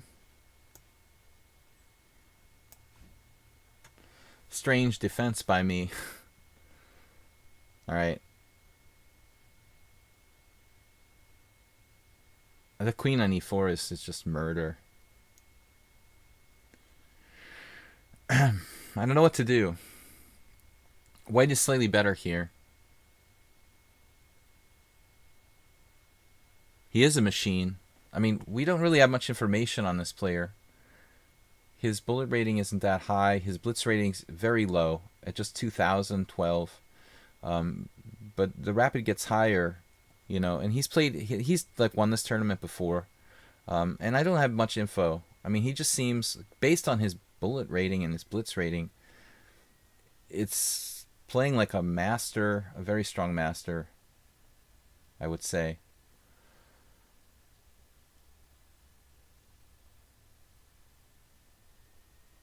I have no counterplay at all. Just a kind of nasty situation. Maybe I ought to just batten down the hatches here and hold. Try to keep him tied down to d4. Try to get some counterplay. Keep him tied down on this pawn. You know, and then if I can do that, we'll give him the A file. And then just try to keep him busy by keeping d4 pressurized. And hopefully we'll be okay. I mean, I don't know. I'm not thrilled with it, but he has a weakness on d4. That's my basic premise. Queen f5, queen g5 is possible too. Let's try that. But maybe it's not good. I think I actually need to play this.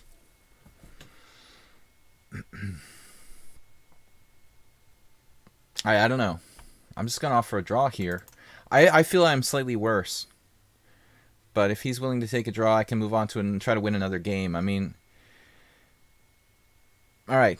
He accepted the draw. I feel like white is better, but it's not easy to win. You know, I'm the highest rated player, so I can understand him taking it. Alright, back to the tournament. So hopefully we have time to move on. The other thing is I can't catch him, so I think it's a good practical result for me to offer a draw in a situation, in a tournament situation like that. Get out of there, take the draw, and move on, because I'm not going to catch that guy, you know. And I wasn't better. I was slightly worse. So I wonder about playing a4, Arsenal fan. Like, should I have considered that? Arsenal fan, and other options like rook takes a1 like you're talking about. You know, some kind of c5. I mean, my fear, of course, is that he gets a passed pawn. But yeah, maybe I missed something. Okay, Testosterone is a subscriber here to the stream. And guys, I'd like to encourage you to subscribe to the stream. Please donate bits, support the stream, and make some donations via PayPal. I appreciate it, and it helps me keep the stream going. So we really, really need your support. e4, c5. Not another... Wait a minute now. I'm going to slow down for a second. We have 7 minutes here. Did he play bishop b5 against me last time?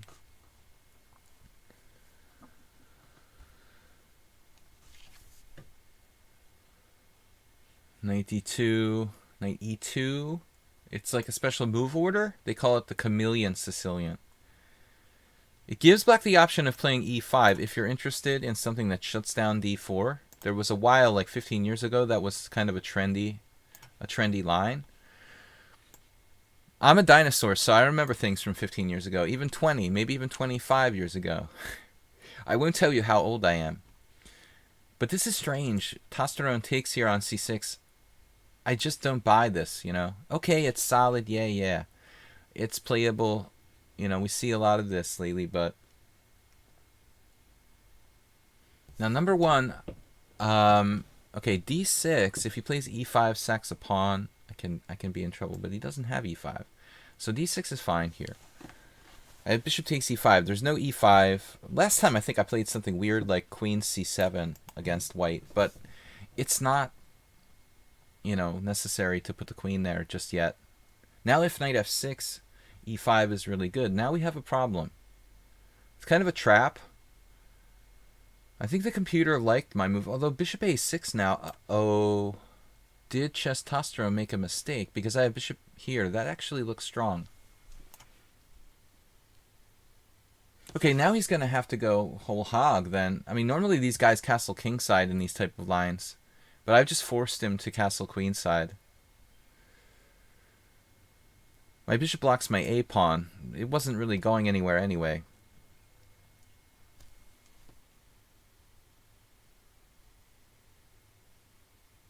There could be other problems. There are some similarities between this position and the modern defense. Any similarity between this position and the modern defense is purely coincidental. Such characters are just fictional and should not be treated as real. Sounds like a legal disclaimer from a TV show or something. Okay, bishop e3. I was concerned with queen f3. I mean, he's just on that, and I can't play knight f6 because of... Well, maybe, yeah. I mean, e5, and he chops the pawn and wins my bishop on a6. So it could be problems. I think on queen f3, I have to go modern defense style, play e6, and then I have questions about my structure having weaknesses. But now, I think we're out of the proverbial woods.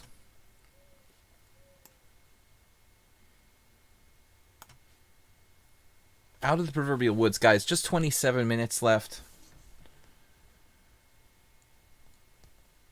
So Bombas is in second place. Not surprised. Divakaran unbeatable. The guy wins every single game he plays. We'll have to look at his games after the stream. Some concern that he's suspicious. He's played on the stream many times. I never was overly concerned, but you know, we have to keep an eye on people. Okay, knight f6 now, queen d2, and I've got knight g4, but that looks a little bit... Looks a little weird. Maybe it's a strong move, though.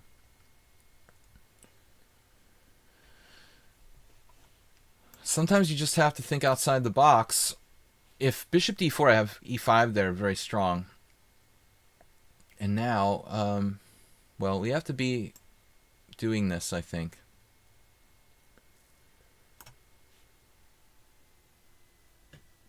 White cannot castle kingside, obviously.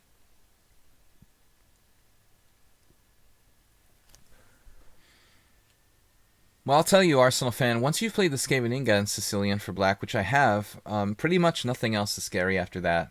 You've like encountered the scariest attacks like available to white in the Sicilian. This dragon is nothing.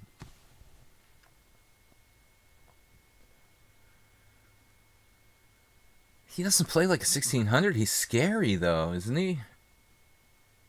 He's really scary. Very uncompromising. I'm not sure that this is definitely my best continuation. Man,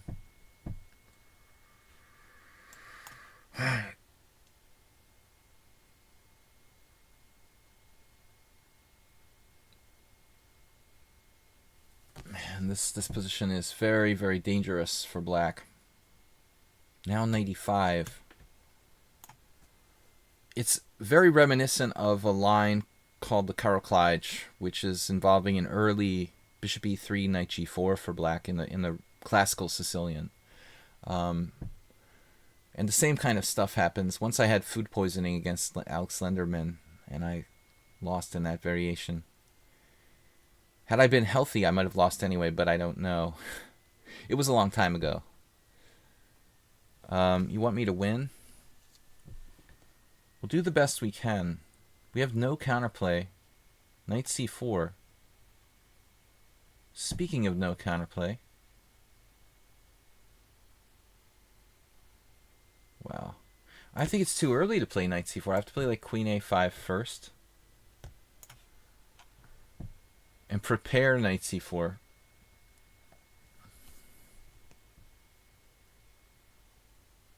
Now obviously I'm going to castle queenside here. Testosterone.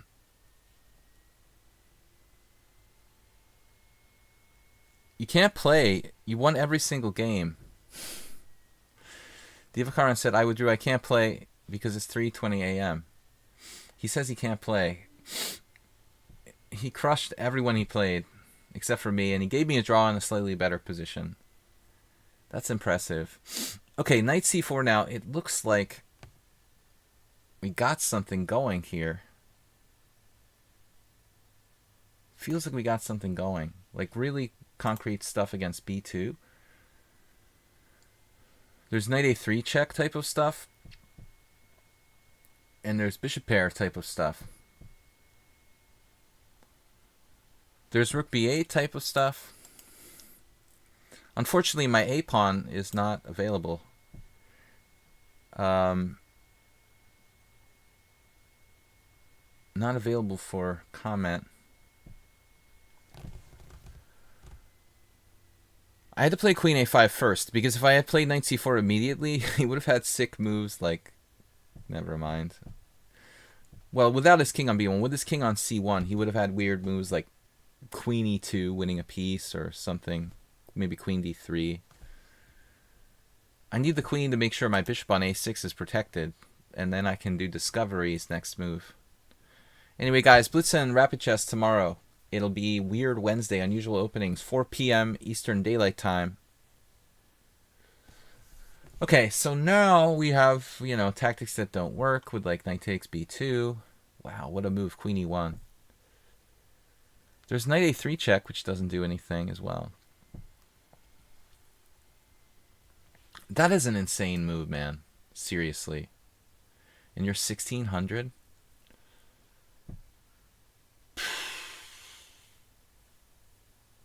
That's the only move. I mean, bishop takes c4 was like fatal for white. It's literally like queen e1 only move. Knight a3 check doesn't do anything. He just moves his king again. I seem to have nothing here. Is he threatening e5? No. Okay. Hopefully. We hope there's nothing he can do immediately. Like I said, I was 1850 a week ago. Yeah, I mean, look, I was 2500 in Blitz yesterday. Now I'm 2300. Yeah, I think it's safe to assume I'm not going to catch you, Divakaran. That's a good joke, man. You won every single game you played, but gave me a draw. But you're tired. You're obviously tired, man. Bombas passed me. Surprise there. And Andis is threatening. I've got to win this game fast. And that's the other thing. I haven't won any fast games. Merrill Dixon is right behind. He's awful strong. He took out Bombast in a game. Why is everyone so strong in this tournament? Well, they're not strong by rating, but they play well, you know. People always say, I just say everybody's good. You know, I'm constantly claiming that people are underrated. Well, I don't know what rating system you use, you know, but the last time I checked, I haven't lost to someone like under 2,000 in like an official tournament game in probably 25 years, you know. But on here, I mean, it seems like everybody who's like 1,600 is extremely strong. So maybe like online ratings are just totally different, but to me it feels like everybody's tough. Bombas is playing Bob, so I'm done for second place. Bob is good, but he's not strong enough to take out Bombast. I mean, Bombast is just, he's crushing, man. I mean, he's insanely strong. I don't think that Bob has a good chance, you know. We can't rely on a player maybe like 600 points lower than Bombast to stop him. All respect to Bob, but Bombast is playing like 2,400. Eat my words. You beat Bombus once already. Alright. Yeah, I mean, it's hard for me to understand. I just can't even touch the guy. So, let's see. Testosterone going after my pawn. Is that the idea? I'm artificially castling here. Look at this setup with a rook coming down. Testosterone. Who needs castling when you play the Sicilian? I've got all these pawns. This is my family here. Like, they're just there to save my life. That's my king safety right there. We've got the rooks playing from the sides. This is not classical chess. I'm sorry, Bob. Take him out, man, but it's too late for me. I'm already in, like, 5th place now. Andis, Merle Dixon passed me. Merle Dixon also plays insanely well. He's a subscriber to the stream, relatively new account. I don't know who it is, but he plays more like 2100 than 16. Why do I never have a tactic in this position? How is that even possible? F4. Finally, we've got something. Am I going to get mated at the end of the day? My king's going to be on d7. We're just going to sacrifice everything.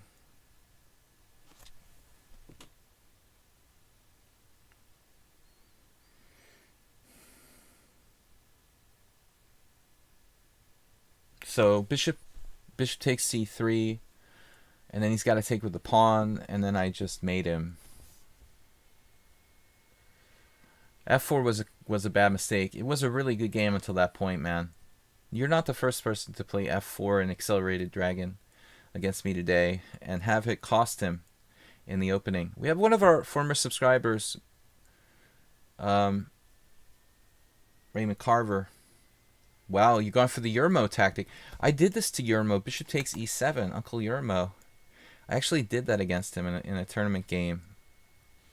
But this is going a little bit over the top. Okay, first I'm going to do that. And, okay, we're winning here now. Okay, back to tournament. I'm still hanging on to 3rd place, but we got 17 minutes left. Andis is right behind me. He's played like a bazillion games. Look at that. How many games did you play on? How did you play so many games? He just resigns until he gets an opponent he likes. Is that the strategy? I mean, there's just not enough players to be able to do that. If there was tons of players, maybe that would be a good strategy. Just keep resigning. Like, I don't like this one. Give me another one. Okay, give me another one. Nope. I resign. Next one. I'll do that if I get bombast. I'll just resign. Against Eva Kyron, I'll just offer a draw and move one. Merle Dixon is all business. He's won every game he played against everybody. Nefedov took him out. Take Back took him out. His performance is 23.55, guys. And Merle Dixon is rated 1869. That's kind of scary. That's definitely not normal. You should not be performing 23.55, but maybe it's just lucky. He had 5 lucky games. Make a reason. Whoa. Where did this guy come from? Look at his balance, man. The rating balance. I like to see that. You know, that's not a computer, most likely. I mean, it's a new account or not? No. He's definitely not new. But, I mean, we like to see that. He's not an engine. All right. Make a reason. Why do I get a 2200 when I'm, like, struggling to finish in 2nd place here? Where did this guy even come from? Make a reason. I mean, I don't mind there'd be some strong players, but right now, really, when I'm, like, struggling to get a place in this tournament, nobody else has played a 2200 in the whole tournament. Now I get a 2200. Are you kidding me? Uh-oh. No, this can't be. It can't be Fonza Curry. He plays the same system, but I mean, would he really have a count with the 15,000 games? No. But why haven't I ever seen this account before? He has so many games. 15,000. I've never even seen him before. That's crazy. Where can you see rating performance? If you click on the games, you can see the rating performance. Well, anyway, I'm glad I'm not playing Fonza Curry, because that guy is unbeatable. Plays better and better every single time. 91. Yeah, if you click on their games in the tournament, what is it, the tournament lobby, you can get, at the end of the tournament, it shows performance ratings too, when you click on the cross table or whatever of the tournament. But, you know, Merle Dixon, it's not normal. He's like 500 points higher than his rating performance. It happens from time to time, but that's kind of unreal. All right, what are we doing next? Developing pieces, probably a good strategy.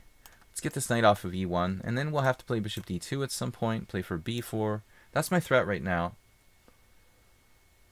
I don't think I'm going to maintain third place. I mean, Bombas and Divakaran are just too strong. Now we're playing b4. He might have made a slight inaccuracy in this. Fonza Curry would never do that. But he's letting me get in b4, and his b7 pawn might hang in some lines. Maybe not, though. What's he going to do? Like, take. You know, he'll lose his b7 pawn, but then he's got d5, then he take. That's weird. It could be theory, or it could just be a slightly better position for white. I'm looking at, like, take everything on b4, play d5, take everything on d5, and then play, like, queen b3, trade queens. His b7 pawn is weak. He plays rook a7 or a2. It could be, like, equal. On this one, it's a good strategy to resign quickly if you're playing arena tournaments. A lot of people don't understand that, you know, and it kind of aggravates me. It doesn't help you or me if you have a lost position and you drag it out. You know, you can play more games, I can play more games. That's the... Not in a normal tournament, but in a lichess arena tournament. It's normally good to, you know, hang on as long as you can. I mean, that's the object of chess. But this specific type of tournament system, it rewards you for resigning. Now we got this Levante Vita style move here, rook a7. That's definitely outside the box, but I don't see any sort of refutation. And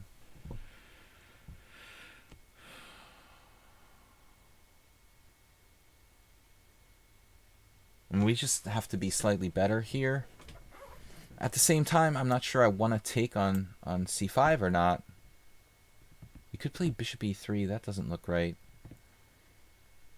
Bishop d2 is a normal move.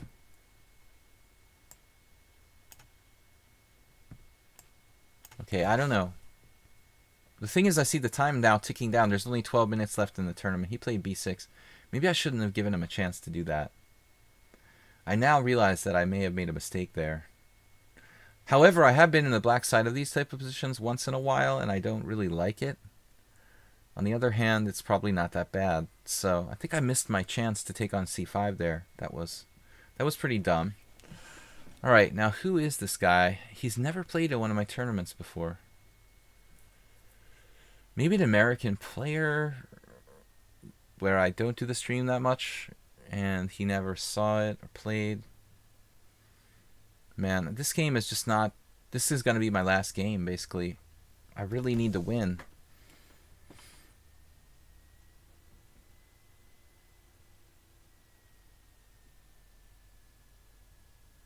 I just don't have a plan. Bad memories of losing to Fonza Curry. Fonza. Rook a7, that was brilliant. Why didn't I take on c5? I'm so stupid. You know, if I take this, at least I have a structural advantage. There are some disadvantages, but it would have been... He would have been backward all the time. Now he can take back with the pawn here. Man, that was really a big mistake. Anyway, I'm going to stop lamenting my mistakes, but I take back. There's no takebacks. Man, oh man. I hate this now. Just wasting my time with no plan. Oh, Pippo is make a reason. Okay.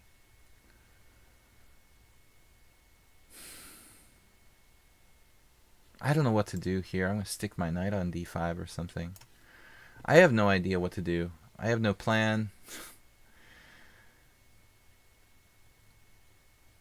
I don't even like how I get into this stuff. Why do I play this position? I don't even like this line. It's becoming a problem. I'm just going to have to start avoiding this somehow.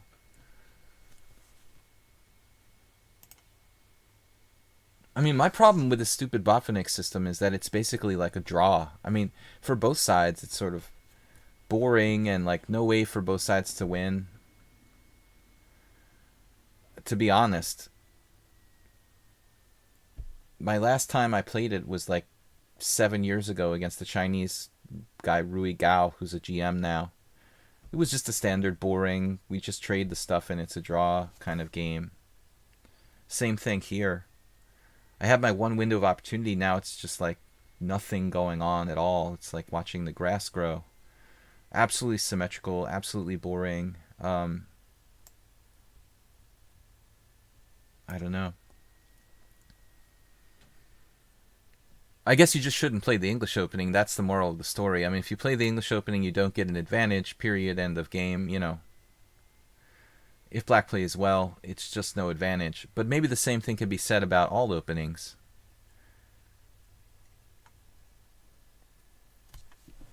This is just boring and equal. It's boring and difficult for black too, though. It's not a one-way street, you know. I don't enjoy playing black in this type of position either. When I play the black side of the symmetrical English, I will not touch this Botvinnik because it's kind of stale, you know. It's been recommended by some players, like Richard Palliser has a book on beating flank openings. He recommends the Botvinnik system. I don't really see the point. You know, everybody knows it.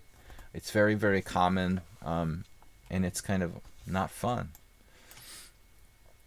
So anyway,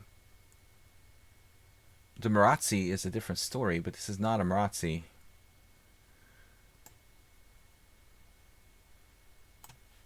This is just position.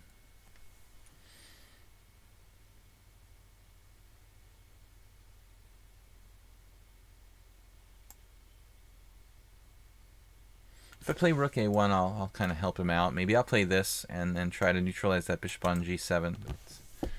This is just completely equal.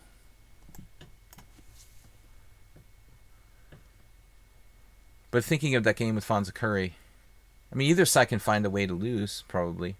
Theoretically, my structure is worse. Now, I have doubled pawns, but it's a strong doubled pawn.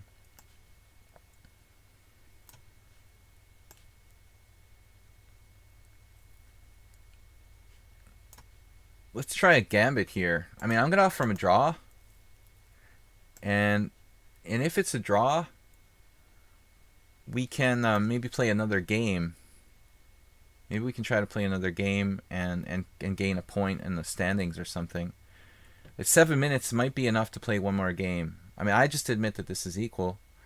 He doesn't really, you know, have reason to accept a draw and not accept a draw here. But I'm trying to get one more game if I can. He doesn't want to draw. Okay. Well, I don't think that it's better for black or white, really. But he's sort of blocking me with this draw declination. I mean, I'm trying to protect my standing in the tournament, you know. This is pretty drawish now.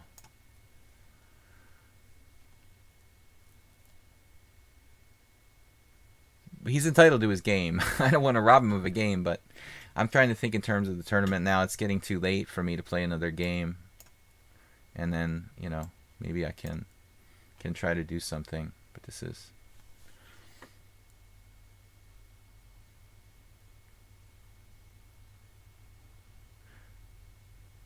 Well, that's an interesting move.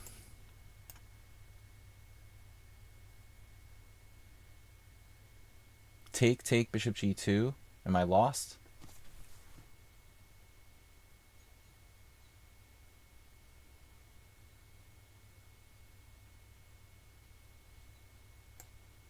Not necessarily.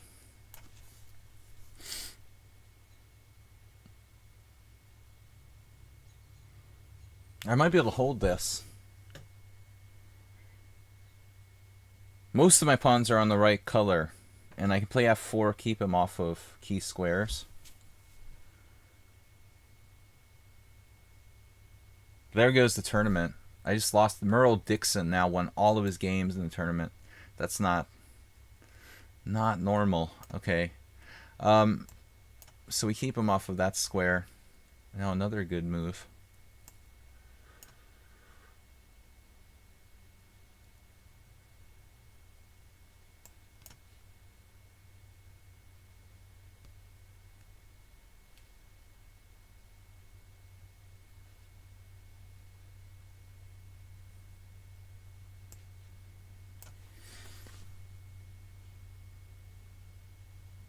Well, there goes my tournament. Thanks, Make a Reason. You basically killed me. I'll never forgive you for this.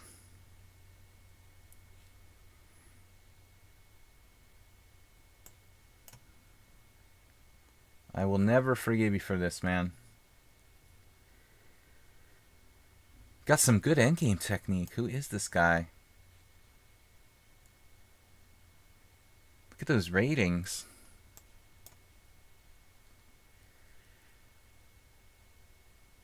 Wow. Perfect technique. Can I mate him, maybe? You can try to checkmate him. You took the wrong way there, though. He probably should have taken the other way. I think I might be losing there for sure. Now, I may still be losing, but Make a Reason just killed my tournament. Zugzwang technique. Impressive. Can't wait to see this. Alright, well, that's the end of the tournament. Thanks for the draw. Bishop G2. It's kind of a weird move.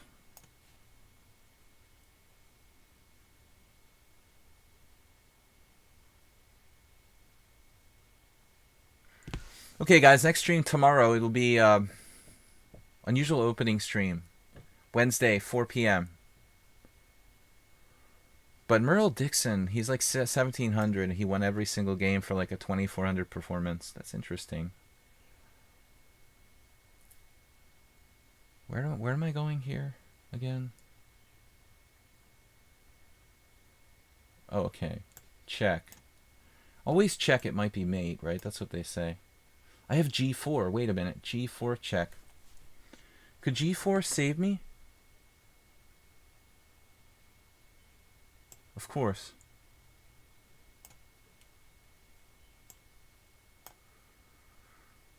Of course not. Oh, this is just an easy win for black. Isn't it?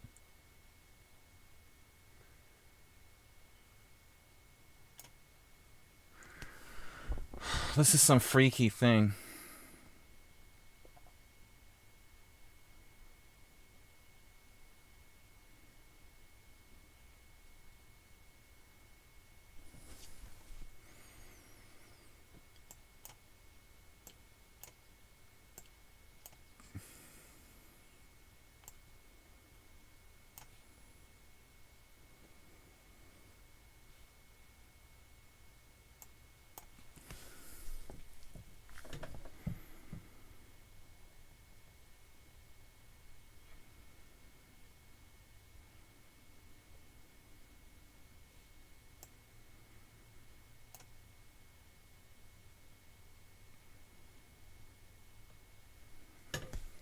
Last game, but it's gotta count, man.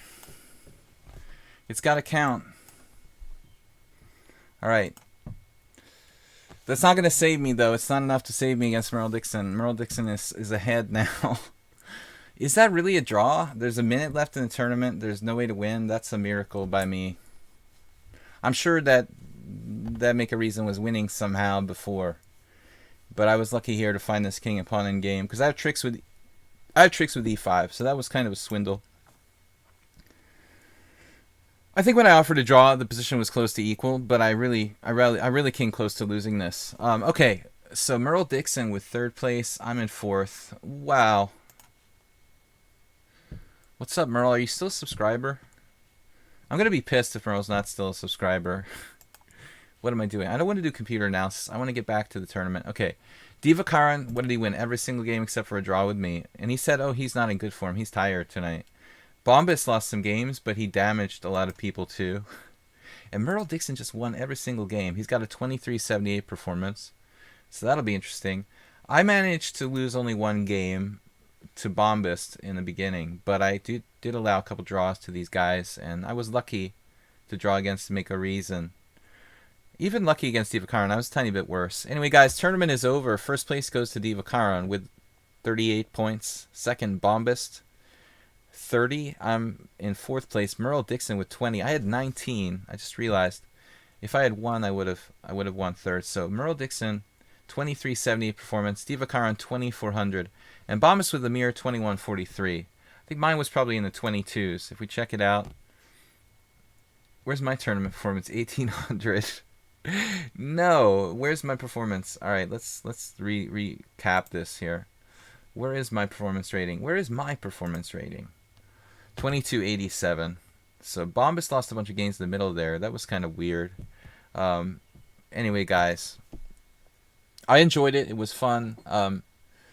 You're welcome for the tournament. Divakaran, congratulations. Amazing performance. Only one draw, it looks like, against me. And he won every other single game. But, you know, honestly, he didn't have to play Bombas, you know, so that's kind of fortunate for him. Not to take away his victory. But anyway, guys, thanks for watching and playing. International Master William Paschall. This was the Sparkle Horse Arena. We had a total of 35 players. I will be back tomorrow and most of the days this week, Monday through Friday and Sunday, with 4 p.m. Eastern Daylight Time streams. Soltico, thanks for another great job moderating the stream. And I will see you guys tomorrow. So, again, congratulations to Divakaran, Bombas, and Merle Dixon. I was 4th place, out of the money again. Need to start berserking. I exaggerate his skill. Well, I mean, anybody that beats me must be a Grandmaster. I mean, automatically. Anyway, I will see you guys later. It was fun. And again, don't forget to check out chesslecture.com. They've got a great video archive of chess, instructional chess videos. And I do work for them. And please support them. And also check out their stuff. It's $15 for 3 months membership. It's a great deal. Check out chesslecture.com. Anyway, guys, please support the stream. We can take donations, bit donations, whatever you want here on PayPal. Please, I'm doing my best, but you guys got to help support it. Also, subscribe. I really thank you guys for subscribing. I'm going to get over my jet lag and see you guys tomorrow. Final note, just remember, you can check out the YouTube channel and replays of the videos of the streams on YouTube. Video chess training on YouTube. Anyway, guys, have a great night. I will see you tomorrow. Bye-bye.